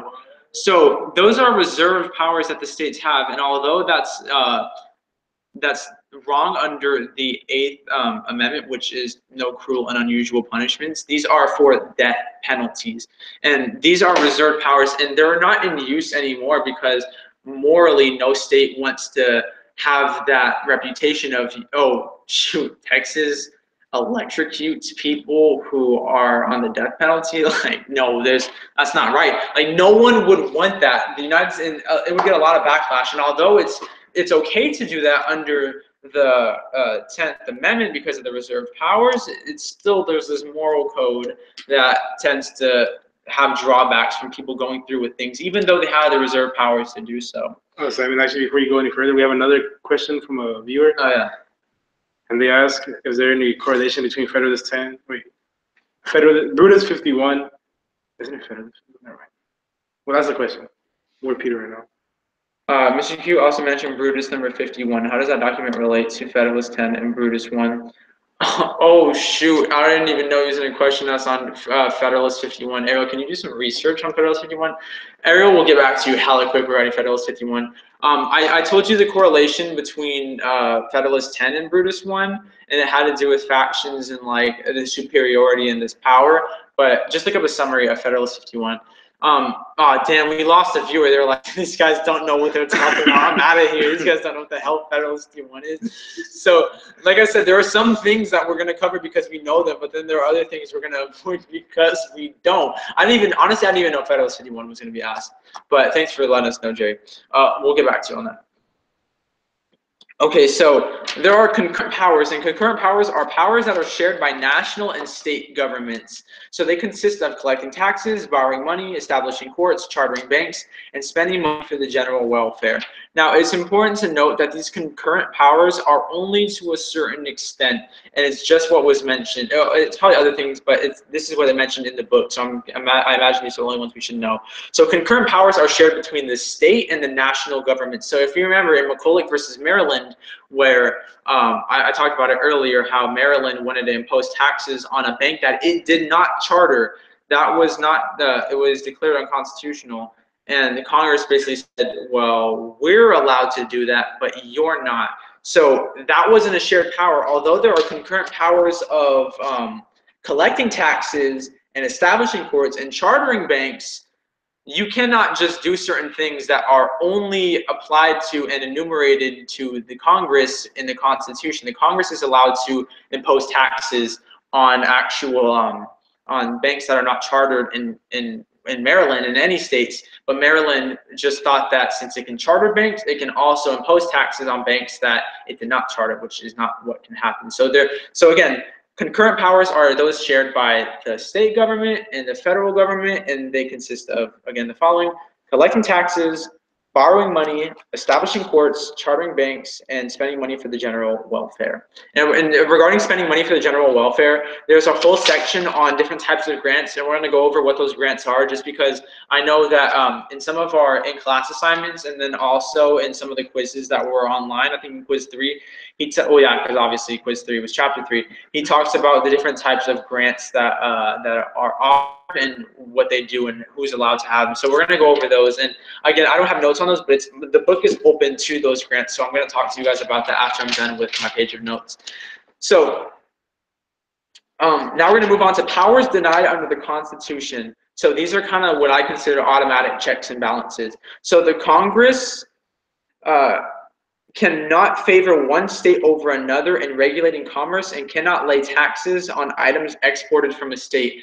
Now, thank goodness this is the case, because if Congress could apply exports to things coming from a state, then the United States would be equally economically in a drought as they are with water, because the United States is actually the nation's, it produces half of the nation's entire fruits and vegetables. So if the Congress was allowed to impose a tax on those exports, then all of the fruit and the vegetables that California exports would have a tax on it. And then ultimately the United States would be losing a lot of money and would have to be paying a lot of money towards Congress. So luckily, that's one of the powers that's denied under the Constitution. It's like an automatic check and balance. So state government, and these are more powers that are denied under the Constitution. So state governments may not take arbitrary actions, and arbitrary actions are like random actions. So basically, like Trump. I keep bringing up Trump because he's kind of like the epitome of someone who falls into a lot of these things that we're talking about. Arbitrary actions are when you create actions that are based solely off of your views. So with Muslims, he figured, and people from the Middle East, he figured, man, these people, he made like this, he had like this deductive reasoning. He's like, okay, Muslims are the cause of a lot of the bombings in the United States. Muslims come from the Middle East. Let's ban people from coming from the Middle East so Muslims don't enter our country. Like, that is an arbitrary action. So that is something, and although that's on the federal level because that's an executive branch, and by the way, that was not allowed because the Supreme Court was like, no, that will not fly. So although that's on the federal level because that's from the executive branch, the state governments cannot take actions like that. They cannot take actions if they think fit. Like in the South, they tend to be more conservative, and then again, that goes back to the ideologies. Like if you're conservative, then change is slower, and that's why a lot of conservatives are against gay marriage. So let's say in Georgia, somewhere, let's say like a southern state where a lot of conservatives are, if they wanted to just outlaw gay marriage all of a sudden, that's an arbitrary action because they're just against it. So in their mind, they don't like it, they don't think it's right, so they just try to completely get rid of it. State governments cannot do that because they cannot take arbitrary actions affecting constitutional rights and liberties. So there's also something called the Bill of Attainder, and the Bill of Attainder is a law that declares an act illegal without a judicial trial. So neither states nor national government can make these. So basically, again, judicial review, everything has to go through judicial review. You cannot, a Bill of Attainder is basically saying, like, we're going to create this, judicial branch, stay out of it. Like, you can't have any say in this. That's a Bill of Attainder, you can't do that. Judicial review has to be applied to everything that wants to be enacted within the United States, which is a good thing because, again, state governments would take arbitrary actions and they would just do things that are unconstitutional. And just because they think it's that way, they act upon it. But then you have bills of attainder, and those are called bills of attainder. It's basically when you want to make an arbitrary action without having any judicial review to it, and you cannot do that. You have to have judicial review with whatever happens. So I talked about ex post facto laws earlier, but they're mentioned again in chapter 3. So ex post facto laws are also prohibited in the United States. They are laws that declare an act punishable as a crime, even if it was legal at the time of the commitment. So if someone wanted to post an ex post facto law that incarcerates all whites for slavery, they cannot do that because ex post facto laws are prohibited in the United States, which is a good thing, because then in that case, you could go back years and years and years and years and say, oh, remember Emmett Till? Remember when that teenage boy was dragged out of his house and beaten? Well, you're descendants of those family members, so we're going to go ahead and incarcerate you because you know, you tended to have, you tended to come from that same group of people who oppressed them. You can't do that because those are ex post facto laws. That's trying to incriminate for something that was legal, unfortunately legal at the time. Legal or just allowed. And terrible, I know. So you can't incarcerate someone for something that was legal at the time of when they committed their crime, which makes sense. So there are privileges, and there's so now this is straying away from the powers denied under the Constitution. So these are just new topics. So there's something called the Privileges and Immunities Clause. So citizens of each state have same rights as citizens in all other states. So basically, although states have reserved powers, there are certain things like civil liberties and things that pertain directly to the Constitution that cannot be taken away from the individual. So if you have a certain right in one state, you must have them in all the other states because this is a federal government and because everything is supposed to act in favor of the federal government. Although states have their own restrictions, states cannot infringe upon civil liberties, which are just the natural things that people have access to. So there's also something called the Extradition Clause, which requires states to return criminals to states where they have been convicted to face trial. And this is interesting, because each state has reserved powers, and each state can deal with the death penalty differently. So with the extradition clause, if there is a criminal that flees a state where, let's say, they do use certain methods like under the death penalty, like the electric chair or hanging, if you flee that state and you come to somewhere like California where the death penalty is not handled how Texas would handle it, then that would mean that that person is escaping their original trial that they were supposed to face. They're escaping their original method of the death penalty. So that's what's important about the extradition clause, is that it holds people accountable to the state that they come from. So that's important with the extradition clause. So these are the following are going to be talking about like the different types of governments within the United States, like from a small scale to a large scale. So there's something called, this is for local governments, by the way, and I'll tell you like when we're done talking about local governments. This is something called Dillon's rule, and it says although local governments have concurrent or shared powers with superior government, they still do not have their own independence and must be created or abolished by the states. So although the local governments have shared powers with the state governments and with the federal governments, they cannot just create themselves. And we'll talk about like what a self-created governmental institution is very soon. But local governments must be chartered by the state. So a lot of times things are important to be chartered, like the state can charter a bank, the state can charter a local government. So charters are very important. And a charter, here's the definition for it. Local governments need charters or documents approved by state legislatures which specifies basic policies, procedures, and institutions of local governments. Because let's say there was a group of people who just wanted to, like a large group of people that wanted to create a local government, they need a charter of the state. So that way, because remember, the states have reserved powers, so the states need to let the local governments know what flies in the state, what does not fly in the state. So that's what a charter allows, to make sure that they're following the rules of the states. And obviously, they have to follow the rules of the federal government as well. So now we're going to move on to the next form of a government, which is the county governments. So it's a basic administrative unit of a local government. So they're responsible for welfare and environmental programs, courts, and registration of mortality and birth numbers. So that's why like the Riverside County has its own statistics or consensus, where it's like it determines the number of births and deaths that are within our county. And they also are responsible for welfare and environmental programs, courts, and registration, like I said, of mortality, like the consensus. So they're in charge of certain things that affect us directly because it's a county government. Like that's the type of government it is, it's a county. They're responsible for the welfare, for the well-being of the people in that county. So there's also something called a municipality. And these are city governments for densely populated areas. Densely populated areas are a small area with a lot of people within them. So these do not need a charter, whereas the local governments needed a charter. Since these are smaller municipalities, like they're created amongst the people in densely populated areas, they don't need any charters.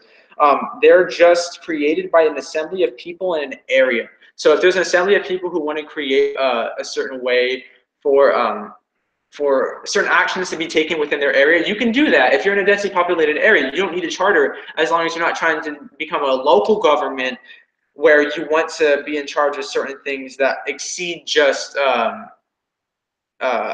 regular things that apply to your densely populated area. Because again, each of these there's a local government, the county government, municipality. Each of these have different aspects that they're in charge of. So if you want to be a municipality, there are certain things that you have to adhere to. You cannot go and try to make welfare and environmental programs. You cannot try to create courts if you're just a municipality because you don't have a charter. So you have to make sure that you're staying within the state's limits if you're anything other than a municipality. So there's also one more. There's one more type of government that's called a special district, and it's another type of local government. So it also needs a charter, and it's usually assigned a specific task. So a school district services such as sewage, libraries, water, and park creators, they are types of special districts. So the school district is a special district. It needs a charter from the state. That's why a lot of times it makes sense because the state has certain curriculum that schools have to adhere to. So the special districts and school districts is a type of special district. They have to make sure that their curriculum falls in line with what the state wants, because they cannot just go on creating their own curriculum, because they have a charter, and a charter is administered from the state itself. So that's what actually makes a special district local government that requires a charter. So that's the end of the notes that I have on here. Now I'm going to go over the different types of grants, because although it may not seem as if it's of significant importance, we have covered many of the things that have to do with the federal government, the Confederacy. We talked about anti-federalist versus federalist. We talked about Brutus versus the Federalist number 10. We talked about informal versus formal amendments. Now we're going to go ahead and talk about the grants, because the grants kind of play into the different types of governments, like the local government, the special districts, the municipalities, the counties, because there are certain grants that are provided to local areas. Like there's one in it's called the Regional Access Project, and that's actually in our valley, and they give out grants. And in fact, I'm part of HOSA, and last year we needed money, so we were able to contact the Regional Access Project, which is a county government, and they were actually able to administer those funds. They were able to spend those funds on us in the form of a grant. So we're going to go over the different types of grants, and we're going to see, let's try to see if we can locate which of those grants made it possible for them to allocate money towards us because we were an organization. So there are things called categorical grants, and they're grants for which Congress appropriates funds for specific purposes. So categorical grants allocate federal dollars so the federal government has money that it gives it's in the form of categorical grants. So it's crazy because the federal government is actually giving money to promote certain things in the form of categorical grant.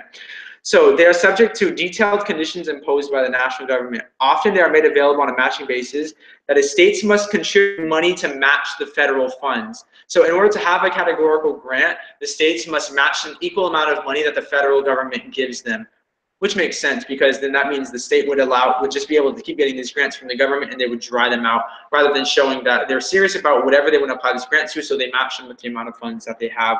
So the national government pays as much as, so they're made available on a matching basis. States must contribute money to match the federal funds, although the national government may pay as much as 90% of the total. So even though it's matched, I guess the federal government pays 90% of the total. So categorical grants may be used by the national government to alter, here's the importance of them. So categorical states are used by the national government to alter states' policy priorities or to coerce states to adopt particular policy objectives. So this makes a lot of sense, because with categorical grants, the reason why the federal government would want to match a state with funds is because they're saying, look, we want you to adhere to certain policy objectives that we as the federal government have. So we're going to go ahead and allocate you this X amount of money, and you match us with that money, so that way you can adhere to those certain types of principal objectives in your state, because there's the federal government speaking to the state government. So the federal government actually administers these categorical grants by matching the number of funds that the state puts in. So that way they can encourage them to adopt certain principal objectives. So let's say if the federal government, again, in a formal amendment to a constitution, let's say the federal government wanted to amend the constitution, again, they either need 2/3 of the state's approval with the Congress's approval, or they need specifically 3/4 of the state's approval. So let's say that the federal government wanted to amend the constitution, and they wanted a certain state to adhere to certain policies that they wanted in order for them to go through with amending the Constitution, they say, well, you know what, we need 3/4 of the states, so let's go ahead and give them funds so that way they can match us with the funds and they can fall through with our idea of trying to amend the Constitution by getting more states to go through with us. So then we have something called block grants, and this is a large grant given to a state by the federal government with only general spending guidelines. So block grants, they're popular with governors who urge the consolidation of even more programs in the block grants. So there were calls to revamp the welfare system in particular were popular with citizens and governments alike. So basically, I don't know if you need to know the exact intricacies of these certain types of grants, but just know that a block grant is a large grant that's given to a state by the federal government with only general spending guidelines. And this is exactly what the actual this project that I talked about, the one that gave us $11,000 last year, those were specific guidelines. The government basically told the regional, because the Regional Access Project has a mission goal, and the mission goal is to say, we're given money from the federal government to provide to people who are trying to make a difference within specifically the Riverside County. So they had, I think, $50,000 to give out $200,000 to give out last year, and they gave $11,000 to us because we were promoting mental awareness within our community, mental health awareness. So they realized, okay, this is something that the block grant would apply to because it possibly fell in line with their general spending guidelines that they give to the states. So those are the two different types of grants, and then there's also something called the New Federalism, and this is the federal and state relationship proposed by Reagan administration during the 1980s. Its hallmark is returning administrative powers to state governments. So again, this just kind of gives the idea, gives a little bit more power to the state governments and makes it to where the federal government doesn't have the ultimate say over the states. So again, I'm just going through the terms and then just reading through it and letting you guys know like what are some key points we should know. The grants, like the block grants and the categorical grants, are important to make sure that you guys also look through those in the book as well when you're done with this, so that way you guys can get a more thorough idea on them. So another one of the terms that it said that we should know. But that's already here, so I should probably go with it. Oh, okay, all right. So we have, okay, so those of you who are asking about Federalist 51, we actually have, Ariel was working on what the Federalist 51 is, so we're gonna go ahead and talk about that. All right, so I have a brief summary. It's not the main exact points. I just got the main grasp of it. So Federalist 51 basically talks about the structure of the government and the Constitution. And it says the structure of the government must furnish the proper checks and balances between the different departments. And this document was written by none other than James Madison himself. And Madison wanted the audience to understand the structure of the government and how it makes liberty possible, and that each branch should be somewhat independent. No branch has powers over the other. And Madison wanted to avoid a situation in which any one group controls the decisions of society. He was concerned about the greater risk of tyranny of the majority. He wanted to minimize this issue. And in order to minimize it, he came up with a formal solution. And it was, the solution Madison had was a formal one. And it revolves around checks and balances. His reasoning was so that there are multiple entry points in the government and multiple ways to offset the power one branch of government had over the other. So if you're wondering what the correlation is between Federalist 50 and, Federalist number 10 and Federalist 51, it's basically saying that James Madison acknowledges the fact that a large republic is required in order to maintain the control of the factions and make sure that they don't get too out of hand with their superiority. So he's basically saying that, yes, we need a large republic, but don't get ahead of yourself, Brutus, because Brutus talked about how what if the government acts in its own views. So at Federalist 51, he basically says that fret not, because although we're going to have a large republic, we're still going to have checks and balances, that each branch is going to be independent in its own way, and it's going to be able to have authority over the other branch, like the judicial review and for Congress and every other decision that wants to be made, and how the president can veto laws and certain things like that. So that's what he mentioned, which was kind of like a precedent for Brutus, because Brutus was saying like, oh, well, Congress and the government's going to get out of control, and they're going to act all in their self-interest. But then the Federalist 51 kind of not disproves that, but it gives a solution, which he said is the checks and balances. So that's the correlation between Brutus, Federalist number 10, and Federalist 51. Again, the Federalist papers were written by James Madison. Those were written by Federalists. James Madison was a Federalist. They're in support of the Constitution. They're in support of a central government. Whereas Brutus, one was an antithesis, it was a contradiction to the Federalist Papers, and it was written by anti-federalists. They were not for the Constitution, and they wanted more state power rather than just a strong or a central government. Errol, you gotta go. Yes. Okay. Okay. All right, guys, hang in there. Don't get lonely. Sometimes like there's a face that pops up in the back of the window. I don't know who it is, but like if you see it, let me know because I usually like chase it out of my yard or something like that. So I'm gonna go walk Ariel out. I'll be right back. All right, guys, please don't go. Later, chat. See you guys tomorrow when we fill the test. Don't say that. We're in charge of doing that. Hi, Ariel. Thanks for coming over, bro. I appreciate it. My goodness, I'm so glad he's gone. I'm so glad he's gone. I'm just kidding, that's terrible. Okay, I'm alone, and this is sad because it clearly, if you tune in right now, you'd be like, okay, someone's supposed to be sitting there. And that's totally what it looks like. So it's kind of sad that I'm just here alone now, guys. Please don't leave me. Okay, so I'm gonna go over some more of the terms that are in the book, and then obviously, like I know you guys can go through this on your own. So like if you really want to, like you can just tune off and just go through the book on your own. But I'm just gonna basically be looking through it and trying to connect it to the certain things that we learned, like the enumerated powers, the necessary and proper clause, all those different types of things that I talked about. And again, I will post my notes on Edmodo. I don't know how effective they're going to be because the writing, I mean, like you can understand it, and I'll make sure I take a good enough picture, but I will post them on Edmodo afterwards. So I'm actually going to check the chat to see if there's anything that you guys want to talk about. Let's see, definitely learned a lot from this unit. Oh, thank you, Estelle, I really appreciate it. So unprepared, oh my goodness, Jerry, you're so mean. And then my so-called gang, I don't know exactly who that is, but thank you so much. Is there real hype behind Federalist 10? There is hype behind Federalist 10. I mean, honestly, finally, yeah, there was hype behind Federalist 10. I mean, he made a very valid point. James Madison, that boy was very smart. Okay, so 9 viewers, guys. Thanks for tuning in thus far. I hope you guys have learned something, you know, up to this point. And like I said, I'm going to be going through the book in like the primary term. My mom's home. Okay, so programmatic requests those are federal funds designated for special projects within a state or congressional.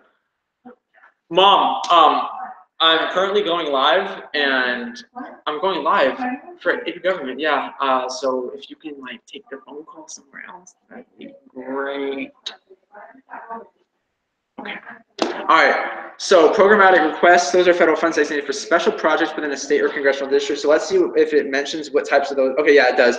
So it says in 1790, money was earmarked to finish a lighthouse at the request of a Massachusetts representative. So it's certain projects that a state wants to be done, state or congressional district, that's what it says. So if there's a certain special project that wants to be administered, there's a programmatic request that is embarked upon.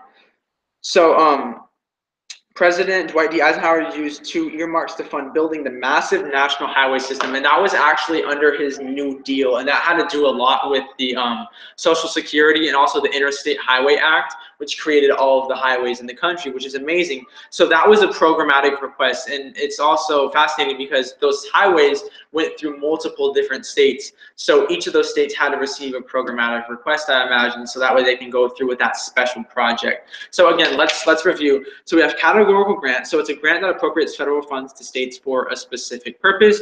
Then you have a block grant, which is a grant given to state by the federal government with only general spending guidelines. So a categorical grant tells them what they want to be done with the funds that they give them, and it's usually used as a way to get states to comply with what the federal government wants. If the federal government wants something, they'll match them with the funds, and then the state, oh no, I'm sorry, they'll give them the funds, state government has to match them with the funds. So that's kind of like an encouragement of saying, look, you don't have to pay all the money, we'll help you with the pay, so that way you can go through with what we want. And that can also help with the 3/4 state ratification if they want to amend the Constitution. So that's one of the ways that they can they can coerce them. So there's also new federalism. That's the federal-state relationship proposed by Reagan administration during the 1980s. His hallmark is returning administrative powers to the state government. So again, it all comes down to that state-federal relationship, and like new federalism kind of addresses that. And you can look more on that. The block grant, the difference from the block grant and the categorical grant is that a block grant has specific guidelines as to how the federal government wants you to spend, whereas the categorical grant gives you like a specific purpose. So you can use you can stretch the guidelines under a block grant to make it to where you can apply them different things, but under a categorical grant you have like specific guidelines. And then you have the programmatic request, which is not, federal funds are designated for special projects within a state or congressional district. So if the federal government wants something like a project, like the creation of something to be done, then a programmatic request is administered. So now we're going to go on to, there are two different courts in 3.6. It says judicial federalism, and it says the Rehnquist court and the Roberts court. And there's really no like key term that it says to focus on with those. So I'll have you guys go through those two courts just because like I don't want to have you guys sit here and just listen to me read directly from the book, which is actually already kind of what I'm doing. Okay, so one of the terms that's bolded is preemption. It's the concept that allows the national government to override state or local actions in certain policy areas. And that tends to be a big thing. Like that's what happened with McCulloch versus Maryland. And I bring this up all the time because the Maryland wanted to impose a tax on a bank it did not charter, but then the national government was able to override that action and say, no, you cannot do that. That's our job. That's in our enumerated powers. We're only allowed to do that. So that's preemption. So that would be a case of preemption, like the McCulloch versus Maryland, where the national government was able to override Maryland's decision to want to actually impose taxes on a bank that it did not charter, even though it was just within its state. So there's something called progressive federalism, and it's a pragmatic approach to federalism that views relations between national and state governments as both coercive and cooperative. So progressives, I don't know if you guys know, it's kind of like with liberals. Liberals are very progressive because they're for social equality. They're for a lot of things that have to do with being approved of, like with gay marriage and with like legalization of marijuana and stuff like that. It's very progressive. It's like they're always trying to have change. So it makes sense that you have progressive federalism. Federalism is, remember, it's like the central government. So progressive federalism is like the national and state government relationship that is able to be cooperative to where they can move through with certain actions. And things like the programmatic request fall under the category like programmatic request and the categorical grant, where it's like the federal government wants a certain thing to be done within a state. That's where progressive federalism comes to play. So those are parts of progressive federalism, which is why it makes sense that they sequentially order it in chapter 3, that they talk about the different types of grants, and then they mention progressive federalism because they want you to connect it by saying, okay, you have categorical grants, you have block grants, and you have programmatic reports, and those are all ways that the federal and state government's relationship work, so that way they can go through with the common cause and they can be cooperative with each other. So that's actually the end of chapter 3, and that's the end of and we went through chapter 1 and chapter 2. And you guys, we have papers on that go over the Virginia Compromise and the New Jersey Plan, so you can look over those, just because those are like historical, factual things that I don't want to really go over, just because we have any class assignments, because a lot of these things that we had to learn were on our own reading, but like the New Jersey Plan, the Virginia Plan were actually we went over that in class, and we have assignments on those that you guys can look through. So I'm actually gonna leave this open to questioning. So if you guys have any final comments or questions, let me know, because I'm about to end this. Because I went through, if you guys want me to review anything as well, because I went through the difference between anti-federalists and federalists, the difference between the informal and formal ways of amending the Constitution, the difference between Articles of Confederation and the Constitution. I went over the different types of grants, the different types of governments, the way the governments interact, remember, keep progressive federalism in mind, because that's how the grants were able to come into play. We went over like the types of powers, like the enumerated powers, the different types of clauses, what a state needs in order to have a charter. We went over Brutus. That was a big one. If you guys want me to go over Brutus, I will. We went over Federalist 51. We went over Federalist 10.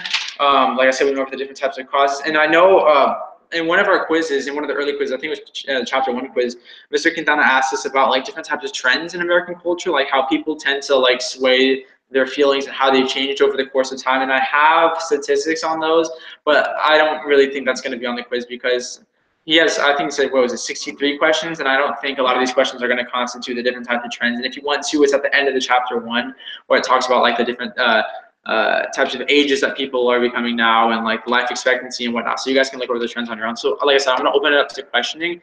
So I'm going to look over this. Don't forget to, oh, thank you, Jerry. Yeah, I'm going to make sure to I do my discussion. So all messed up, Jerry. At least it showed up. Oh, Ariel, thank you, man. I will go over the formal part. Oh, you want me to go over the quizzes? I can, because it gives you the actual answers to the quizzes, and I guess we can utilize what we want. And I have a way of sharing my screen so you guys can see that.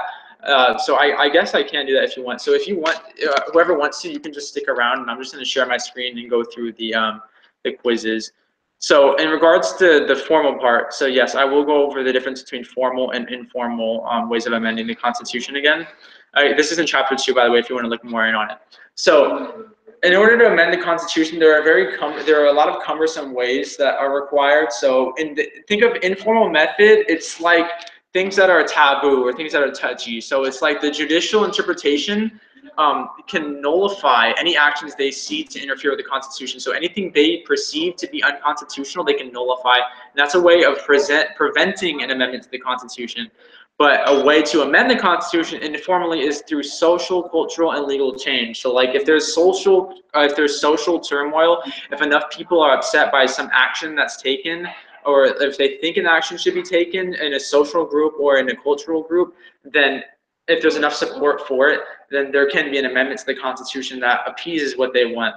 Now, in regards to the formal amendments, these are things that require more time, and they don't require like the ambiguity. And what I mean by ambiguous is like there are different ways of interpreting it. So in terms of social statuses and cultural statuses, those are kind of ambiguous. Those can be interpreted in a lot of different ways because it depends on your morality. If you think that something should be changed because this group of people is upset, then you'll go ahead and amend the Constitution. But if you think that there isn't enough turmoil yet, then you won't amend the Constitution. So in terms of formal cases, if you have these denotative things, if you have certain specific things, then you can amend the Constitution. And there are three ways to formally amend the Constitution. So it has to be proposed and agreed upon by 2/3 of both houses of Congress. So remember, Congress under the Constitution is built off of 2 houses. And again, I'm just going to throw in there the difference between the Articles of Confederation, where it was unicameral, there was just the Congress. But under the Constitution, the Congress is broken up into 2 houses. You have the House of Representatives and you have the Senate. The Senate is there's the president of the Senate is the vice president. The president of the House of Representatives is the Speaker of the House. And that doesn't have anything to do with the formal amendments. That's just me, making sure that we keep in mind these certain things that we should remember. So the formal methods, like I said, the first one is it has to be proposed and agreed upon by 2/3 of both houses of Congress. So 2/3 of both the House of Representatives and 2/3 of both the Senate have to be in agreement with it in order for it to be amended, which is a big deal because a lot of times when we watch that video where it's 2/3 of those that are present, like not all Congress has to agree upon it, it's just whoever's present. So if you're for something, you're going to show up to that one. If you're not for it, you just figure you're not going to show up. So anyways, the second way of amending the Constitution formally is 2/3 of state legislatures, because remember, each state has its legislatures, and there's also a federal Congress. So 2/3 of the state legislatures with Congress are called upon to propose amendments. So 2/3 of state legislatures have to propose and agree upon it, with the Congress presiding over, who also have to agree upon it in order for that to be a formal amendment. There's a third way of formally amending the Constitution, which is you need a favorable 3/4 vote of all state legislatures. Remember, there are state legislatures and there are federal legislatures. In order to have the Constitution amended, you need a 3/4 pro vote for all state legislatures, at least in attendance, because they tend to just skip. Okay, so the Senate and the Congress was accepted under the Great Compromise. Yeah, exactly. That's the bicameral legislature. So, like I said, we have papers that talk about the Great Compromise, the Virginia Plan, and the New Jersey Plan. So you guys can go over that. And yes, David, you are right. The Senate and the Congress were accepted under the Great Compromise, because there was only Congress under the Articles of Confederation, but then after the Great Compromise, there was ultimately the House of Representatives and the Senate. Okay, so Jerry, I will go over the quizzes. I'm currently on Emoto right now. I will open this link in a new tab, and we'll go over. I'll see if I can. I'm pretty sure I can share my screen on this, so I'll do exactly that. And you'll see I have so many tabs open, guys. It's ridiculous. All right. Let's see. How can I share my screen? Can I even share my screen? Cameraman, screen share. Oh yeah, screen share. Here we go. All right, so I'm gonna go ahead and share my screen. Oh wow. Okay. So let's review the results. As you guys can see, I killed it. I'm just kidding. Okay. So, Jerry, I don't know how you want to do this. If you want to go through like one by one, you just want to go through each of these answers, or I guess I'll just do that because it wouldn't be fair if I were to just go over the ones that I just got wrong. So I'll go through these. So when the U.S. Constitution was written, voting was largely limited to property-owning white males. And yes, that is true. There had to be various amendments, like the one that prohibited slavery. I believe it was there was also the 19th Amendment where females were allowed to vote. So yes, this is absolutely true. Voting was largely limited to property-owning white males. So question number 2, concern about immigration is a relatively new phenomenon. And no, that is false, because if you guys remember in AP US history, there's always this issue about, the Irish and the German immigrants coming in. Oh, the immigrants are taking our jobs. So like, that's definitely false. It's not just a recent issue like how Trump brings it up of like, oh, these immigrants are tearing us apart and whatnot. It's always been an issue.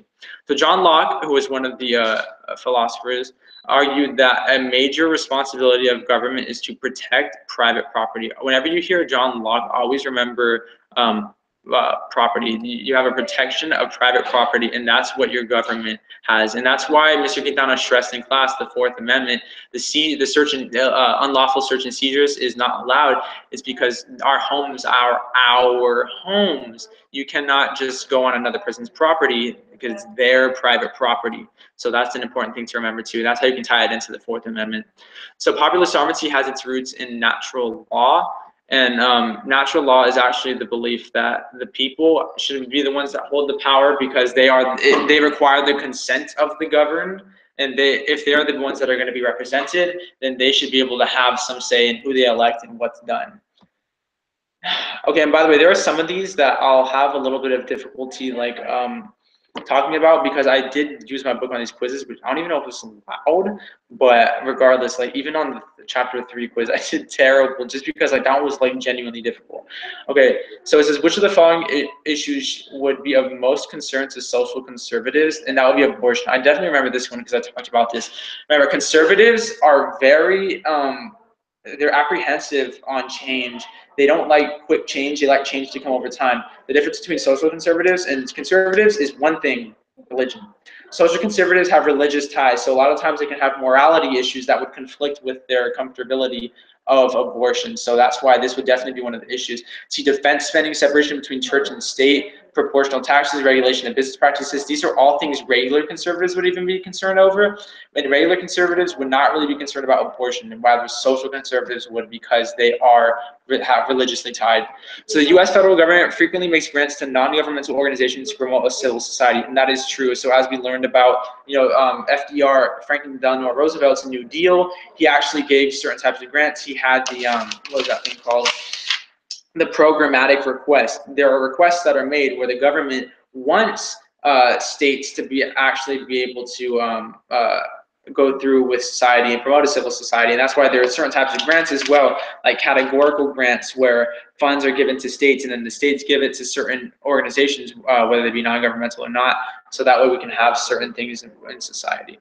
So crossing low perceptions of America are increasingly unfavorable. Okay, I kind of just gave it a guess that this was true, just because the nature that the United States has had, its history, and what it's done to the people it's oppressed and whatnot. So that's kind of just a given.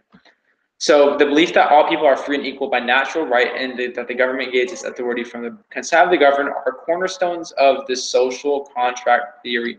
And that's one of those things that I remember looking at my book for because I wasn't entirely sure of it. So let's go ahead and look at this together with the social contract theory is. So it's nearly as old as philosophy itself is the view that persons' moral or political obligations are dependent upon a contract or agreement among them to form the society in which they live. So moral and political obligations are required upon a contract for agreement. So a written contract is needed to have dependent obligations that pertain to moral and political views. So that is why this would be the social contract theory, because the belief that all people are free and equal by natural right. So then again, it's like the moral right that the government gets authority from the consent of the government, according to the social contract theory. And again, I guess you could keep this in mind by social. You could think social consent of the governed, like they're the ones who are governed, like it's that group of people. Number 9, a civil society encourages citizens to engage in policy debates, and that's simply just like a sub-definition of a civil society. So that's just something you have to remember. A civil society encourages citizens to engage in policy debates, which is why you have the consent of the governed, because in a the United States wants to promote a civil society. It basically wants to say that you are allowed to think certain ways, you are allowed to engage in these debates because you are the ones being governed, so you can oppose the state if you want to or whatnot. So liberalism is a political ideology that generally favors equality. That's clear with liberals. Just think of freedom. So freedom, equality, they kind of goes hand in hand. So number 11, individualism is looked down upon in American political culture. That's false. A lot of people are individuals. If you're individual, it means you do not appropriate yourself to a certain political party. It just means that you're an individual. You don't apply yourself to anything, and it's not looked down upon in culture, in American culture. So I got this one wrong. According to Aristotle's classification of government, ruled by a few who are served by the public is apparently an aristocracy and not a democracy. So that's something that if you guys even know the difference between, let me know, because I still looked it up and I was just kind of like, oh, flummoxed. Okay, so 13, a direct democracy is a system in which all members of the polity meet to discuss policy and make decisions. So remember, the polity are the people who are governed. So they're able to meet, like I think it was, which one was it, number 10? No, number 11, 9, civil society. So a civil society encourages citizens to engage in policy debates. And this one is basically saying like, in a direct democracy, which is a civil society, it allows the people to meet together and discuss policies to make decisions.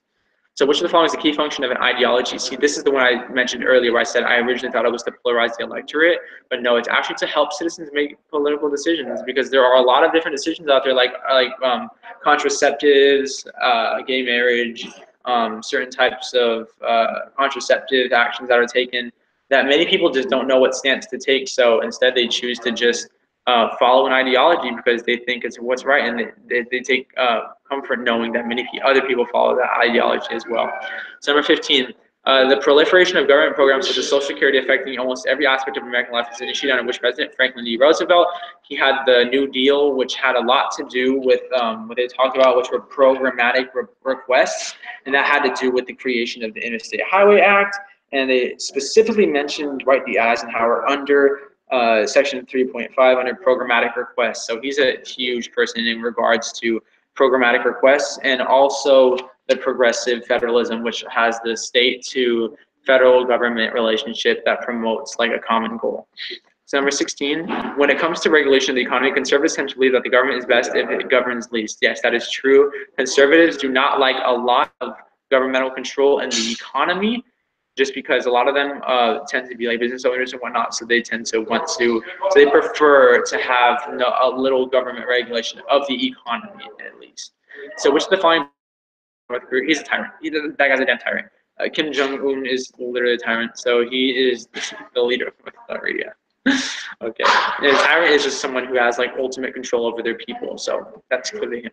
In indirect democracy, public policy, and in an indirect democracy, public policies are determined by representatives. So again, we have this thing about the consent of the governed and popular sovereignty. Although we do not have sometimes a direct say in what is done, we still have the ability to have a direct election for the representatives who will make those decisions for us.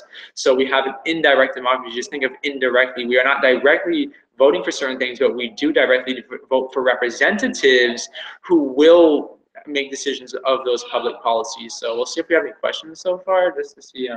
Wow, you're a cheater. Jerry, shut up. All right, let's see what's going on here. 7 viewers. All right, guys. Cool. So, we're almost done with this first quiz, so this is good. Who most strongly believes that government should promote equality and provide social services? Liberals. Remember, we talked about it earlier, liberals for sure. There's liberalism, and liberals are followers of the liberalism ideology, and they believe that equality is a huge part of their platform, and they think that social welfare services are also a big part. Don't ever think conservatives in that regard. Okay, so which of the following is an accurate description of Americans' views of government? Americans tend to have high expectations for what government can accomplish. And that's true. I even consider that to be true myself.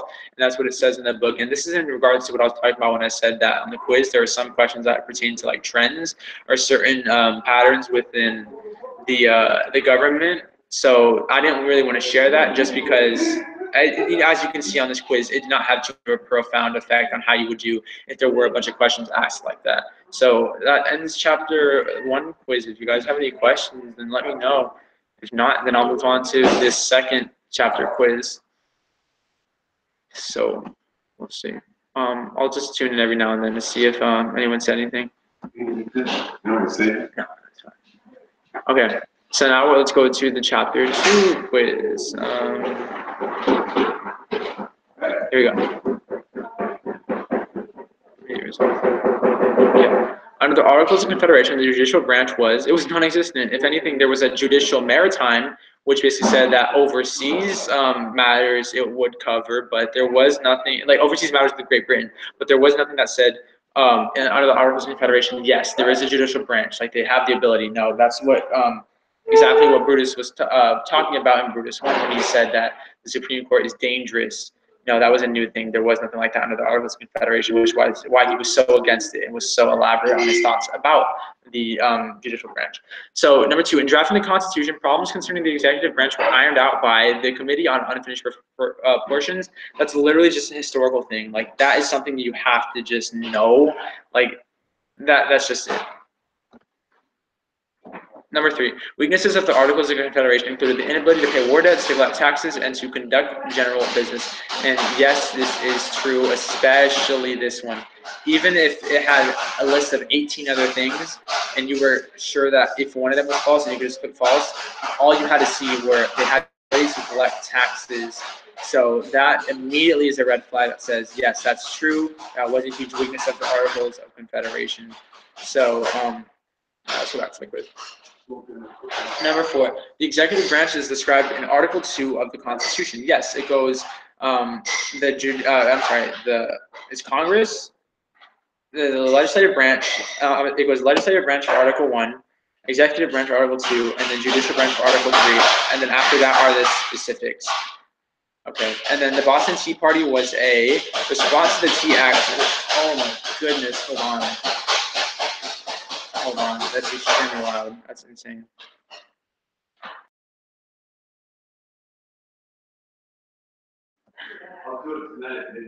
Okay, all right. So the Boston Tea Party was a response to the Tea Act, which penalized many colonial merchants. And again, that's just something you have to know. And that's a very profound time in history. So you guys should all know what the Boston Tea Party is. So in 1787, the Constitutional Convention was called for the purpose of revising the Articles of Confederation. So again, a lot of these are historical questions that you just kind of have to know. And if you're kind of like baffled with the correct answers, then maybe you should go to chapter 2 because this talks heavily about like the roots of the Constitution and whatnot. So number 7, the sole responsibility to try president or vice president of charges of treason, bribery, or other high crimes and misdemeanors constitutionally falls to the Senate. Again, that's another thing you have to know, and that's laid out in the articles. In Article 3 for the Senate, it talks about the responsibilities that the vice president has with charges with the following charges. So smaller states tended to prefer the New Jersey plan. Yes, this is absolutely true, and it makes sense because if you think about it, New Jersey itself was a small state. It was geographically small. The Virginia was large. It was a large state, so it's easy to say that Virginia would prefer large states. New Jersey, being a geographically smaller state, would prefer small states. A clause in the Constitution would prohibit anyone who is not born in the U.S. from becoming president. That is absolutely true. You have to be a natural-born citizen in order to become the president of the United States. The First Continental Congress expressed opposition to which of the following? The coercive acts. And then let me try to find what the coercive acts were exactly, because I know they were a pretty big deal with the First Continental Congress. Again, this goes back to chapter 2, and I personally don't like having to go back to all the way this far, just because this is like history. Like it doesn't really have to do with the current things. I know this all came from the roots of the Articles of Confederation, but it's times like these to where it's like you kind of have to just know these things. So I apologize. Like I can give you the right answer. I can give you the correct answer as to why this is correct, but this is just one of the things you have to know. So. What was the 3/5 compromise? Each slave would count as 3/5 of one person for purposes of representation of the House. Because a lot of the times there were a lot of slaves in certain types of states, and they realized it was unfair because there were so many slaves. So if each slave counted as a person, then it would have the representation would be insane in those states, so they realized to make it 3/5 of one person. So which of the following is an executive branch check on the legislative branch? So calling Congress into a special session. So the executive branch has that check on Congress, on the legislative branch. They can call them into special session, whether it be the House of Representatives or the Senate or both. So I got number 13 wrong. The Constitution says that slaves were to be counted as 3/5 of a person for the purpose of determining how many seats each state would have in the House of Representatives. That is true. I don't know why I said false. I even said over here, which one was it? Right here, D. I said that it would count for 3/5 of a person, and then for some reason I just changed my answer. But no, it is true that the Constitution says that slaves were to be counted as 3/5 of a person. So the Federalists tended to draw support from small farmers, shopkeepers, and laborers, and that is true. I'm sorry, that is false. Federalists tended to get their support from like large business owners. It was anti-Federalists, like Samuel Adams and Thomas Jefferson, who gained their support from small farmers, shopkeepers, and laborers, not the big business people. So 15 Articles of Confederation contain provisions for all of the following except the creation of a national judicial system to adjunct disputes that arose between states. So the Articles of Confederation had all of these. It had a national government with a Congress empowered to make peace, coin money, appoint officers for an army, control the post office, and negotiate with Indian tribes. It had the ability to each state maintain its independence and sovereign rights to govern within its territories. It contained a provision of one vote in the Constitutional Congress for each state, regardless of size. It contained the vote of 9 states to pass any measure, a unanimous vote for any amendment, but it did not include the creation of a national judicial system to adjust disputes that arose between two states. That was one of the things that was created under the Constitution, which is staunchly talked about in Brutus 1. Okay, so, okay, no. All right. Why did the framers create the electoral college? Because they don't trust the masses to elect the president directly, and that's exactly true. There's something even called mob rule, which is basically where people think that if we allowed people to directly vote for the president, then we would have all these like apparent peasants run into the polls to put in their vote, even though that's basically goes to show like what Mr. Quintana said, like we do not trust the people to vote for our president directly. Okay, so number 17. Article 1, Section 8, which has to do, I imagine, right when you see this, just think of like enumerated powers with Congress. Article 1, Section 8 sought to redress the following of the Articles of Confederation by enumerating which of the following congressional powers to regulate state commerce. So they redressed a failing of the Articles of Confederation by addressing the power to regulate some commerce. Okay, the phrase "we the people" was found prominently in the Declaration of Independence. False, I believe that's found in the preamble, but let me make sure. We the people, the preamble. Let's see. Yeah, the preamble. Okay, so that's the first part of the preamble. That's the introduction. So now we're gonna go ahead and go over the third chapter quiz, which is what I did the worst on. I heard a lot of people had a lot of trouble on the chapter 3 quiz. So we're gonna go ahead and go over that and then go through these thoroughly together because I know that it's important that we get the correct answers for these. And although you guys can't go and check the correct answers, I think it's good that everyone's staying here so far, just so you can hear like an explanation of it. And so if you have a question, you can post it here. And is there another cut? Who's making so much noise? I know. Okay, so let's see. We have 6 viewers. Okay, cool. So now let's go to the quiz. All right. As you can see, I got 6 wrong. So sorry. In a federal system, power is distributed between national and state government. Again, this can be the idea of progressive federalism, which is where the federal government and the state governments work together to come to a common consensus with their goals. So this is a federal system. Power is distributed to the national and state governments, which is beautiful. The Gibbons versus Ogden case arose out of a dispute between New York and New Jersey over control of what river. I remember Jerry and I were together and we talked about, well, it's gotta be the Hudson because, it's the Hudson River, it flows through New York. But actually the Hudson River, or the Mohawk, runs off into the Hudson River. So ultimately it is the Mohawk River that was the one that had the dispute over control. So what type of federalism is metaphorically referred to as the marble cake federalism? And that's actually British federalism. because that's where state, local, and national governments work together. And a marble cake is blended. Like a marble cake has a blend, and it's not like a very strict pattern. It's just like a mix of all of them. And that's kind of how cooperative federalism is. It's a mix of the national, local, and state governments. Some have noted as recent Supreme Court trend toward giving authority to the states. This has been called judicial federalism. One example of judicial federalism is evident in Webster versus Reproductive Health Services. And let's remind ourselves what that is. So Webster versus Reproductive Health Services. So this talks about was a United States Supreme Court issued upholding Missouri law that imposed restrictions on the use of state funds, facilities, and employees in performing, assisting with, or counseling abortion. So this had to do with abortion. So some have noted a recent Supreme Court trend toward giving authority to states. This has been called judicial federalism.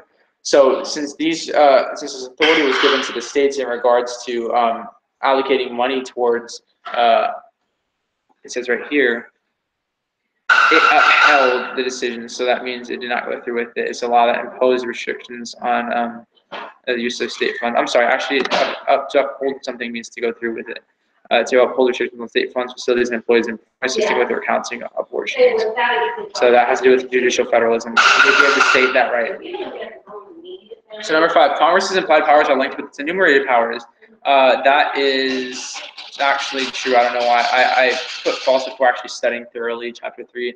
So Congress has enumerated powers, but then they didn't want to lay out every single power in the Constitution. So they just pretty much say there are implied powers under the necessary and proper clause where we can create laws that we think are necessary and proper, and those are implied powers that we create. So that is what makes it true, and that's what creates that link between enumerated powers and implied powers. Number 6, metaphorically, cooperative federalism is similar to a layer cake. And apparently that's false, because up here I literally said that it's similar to a marble cake. Because a layer cake would be like they don't work together, rather they just stack on top of each other. Whereas in cooperative federalism, you have local, state, and national governments that work together as a blend, not just layered on top of each other. So which of the following is a concurrent power? Remember, concurrent powers are shared powers between the state and the government, and taxation is definitely one. Congress can only coin money. They can only establish federal courts. That'd be insane if a state could create federal courts. States can not regulate commerce within a state, and that is shown within McCulloch versus Maryland, where you had the Maryland trying to impose a tax on a bank that it did not charter. And then also, states cannot conduct a war. That'd be a little insane. I know southern states would love to do that, but fortunately, so the power to tax is the power to destroy comes from John Marshall's opinion of McCulloch versus Maryland. True. And again, we just talked about taxation on the chartered, non-chartered banks within the state. So that has to do exactly with the taxation. Which president pioneered the use of grants to achieve federal government goals? Lyndon B. Johnson. I believe he has something called the Great Something. Lyndon B. Johnson. The Great Society, yes, that's what it was. So it was a domestic program in the United States launched by Democratic President Lyndon B. Johnson. Main goal of the election was to eliminate poverty and racial injustice. So those are definitely things that have to do with the use of federal grants, because those go under like certain things such as categorical grants, where the federal government gives funds to states. States are to use them for specific purposes, and those specific purposes were to actually eliminate poverty and racial injustice. So that's what those funds were given for. That's what those categorical grants were given to. So in the U.S. versus Lopez case, the Supreme Court restrained Congress's use of the commerce power. And I was actually looking forward to looking at this, because I'm not too sure about the, the U.S. versus Lopez. Goodness gracious, the entire U.S. Okay. Let's see. In the United States, the Supreme Court ruled that Congress had exceeded its constitutional authority under the Commerce Clause when it passed a law prohibiting gun possession in local schools. The government appealed to the Supreme Court, which reviewed the case in 1994. So this is interesting. Let's take a look at what the Commerce Clause is, because let's see where the contradiction lied in between those. So the Commerce Clause describes an enumerated power listed in the United States Constitution. The clause states that the United States Congress shall have power to regulate commerce with foreign nations, among states, several states, and with the Indian tribes. So it talks about the government appeal ruled that Congress had exceeded its constitutionally under the Commerce Clause when it had passed a law prohibiting gun possession in local schools. And this one says restraining Congress's use of the Congress power. So although I'm a little unsure about this, so I don't want to take up your guys' time too much. So I'll go through this quiz with you guys and look that up on your own and see if you can figure out like exactly the correlation between the Commerce Clause and the gun control on campus and whatnot.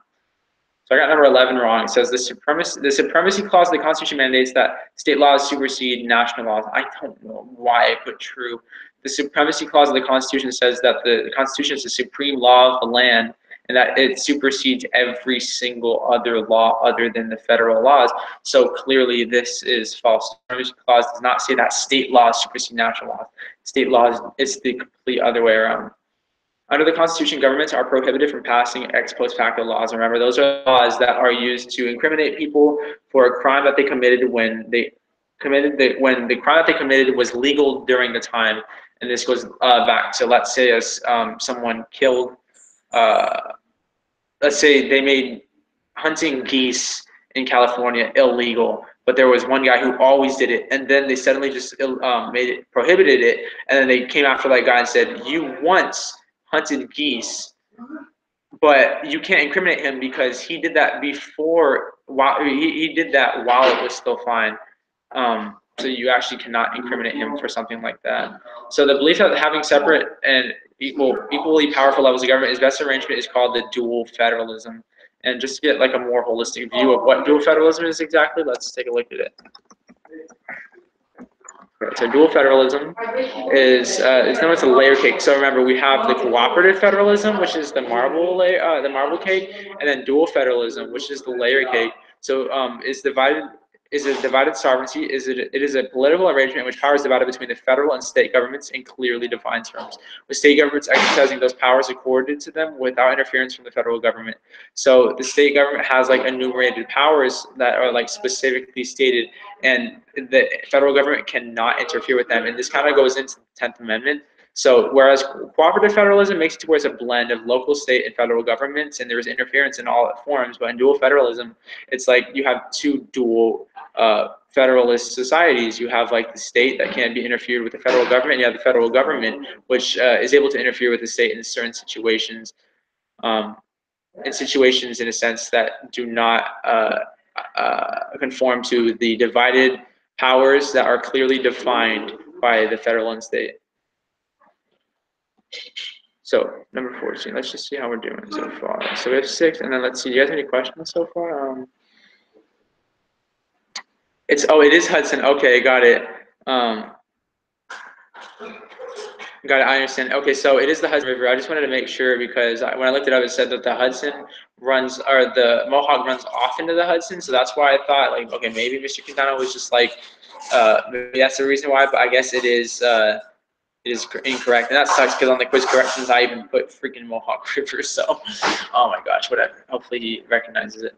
So after the New Deal, the next major effort to use significant national government resources to remedy societal problems was, I said Dwight D. Eisenhower's master plan. It was Lyndon B. Johnson's Great Society program.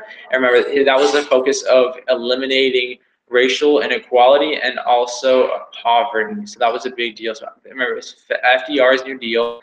The next major effort to use the national government resources to remedy societal problems was Lyndon B. Johnson, and that was until years and years later. Number 15, in the immediate aftermath of Hurricane Katrina, various federal, state, and local government agencies worked together like a well-oiled machine. And I guess that is false because there tended to be like a disconnect between the state governments who were already impaired because of the Hurricane Katrina, and local governments were also impaired as well. So it didn't work perfectly well together like a well-oiled machine. 16. Whether the same-sex marriages performed in one state are valid in another state will likely depend on how the Supreme Court interprets the full faith credit clause of the Constitution. That's very true. I was looking at this earlier. Remember, the full faith and credit clause basically says that any law that's imposed in one state has the ability of being imposed in all states. Like people should have civil liberties. If they have civil liberties in one state, they must be in all of the other states. So that's what talks about same-sex marriages. If they have the civil liberty of marrying who they want to, and that's in one state, then it's valid in another state. depending upon how the Supreme Court interprets it. So obviously they did interpret it to where it was part of the full faith and credit clause. It was propitious toward it because now all 50 states have the ability to same-sex marriage. So 17, what question of state authority did the court address in McCulloch versus Maryland? The state's ability to place tax on the national bank. So obviously I talked about the banks earlier, and since the bank was not chartered within the state, it belonged to the nation instead. So that was one of the big issues in McCulloch versus Maryland. So the 16th Amendment made the blank possible, the national income tax possible, and that's just something you got to know from your amendments, and just keep looking at that. 19. The practice of the federal government overriding state or local governments as specific policy domains is called preemption, and we went over that earlier, and I'll talk about it again. The exact definition from the book is a concept that allows the national government to override state or local actions in certain policy areas. So that's a big deal. Make sure you know preemption, because it just goes to show that the federal government does have that superiority over state governments, and preemption is the word that is used to embody that same concept. So number 20, we're almost done, guys. And a unitary system, remember, this is one that Great Britain used. This is the one where like the federal and the local and state governments look toward like the entire central government for everything they had to do. So in a unitary government, the national government draws its power from the people. That's false. You have a monarchy. The people draw its power from the national government. The national government is the big guy in the situation. So the final one, in McCulloch versus Maryland, the Supreme Court ruled that the Commerce Clause increases the authority of states. And that was false, because obviously the Supreme Court ruled in favor of McCulloch, not Maryland, because they said Maryland cannot use congressional powers that are enumerated in the Constitution, Article 1, Section 8, by placing taxes on anything they want. It has to only be a chartered bank that they charter within their state. So that was false. The Commerce Clause did not increase the authority at all for the states. Oof, okay, so that actually concludes this. Oh, here we go. That concludes this live session, guys.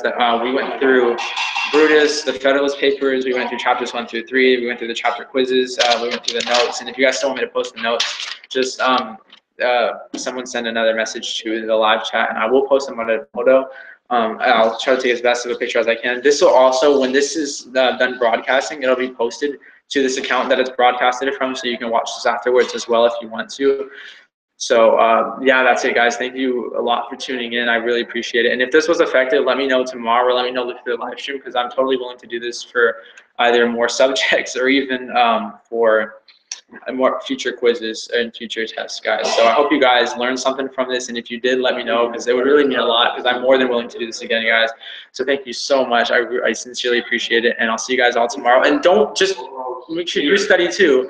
Don't let this just be your sole way of studying. So make sure that you guys also look through the book and cover the things that I really didn't cover too much on, which is, like I said, guys, look at 3.6, section 3.6. Where it talks about the two different types of courts, the Rehnquist court and the Roberts court. So make sure you guys look at that, because I didn't cover on that at all. So I'll see you guys tomorrow. Good luck on the quiz. I hope you guys get enough sleep tonight. Make sure you get enough sleep tonight, and I'll see you guys all tomorrow, and good luck. All right, see ya.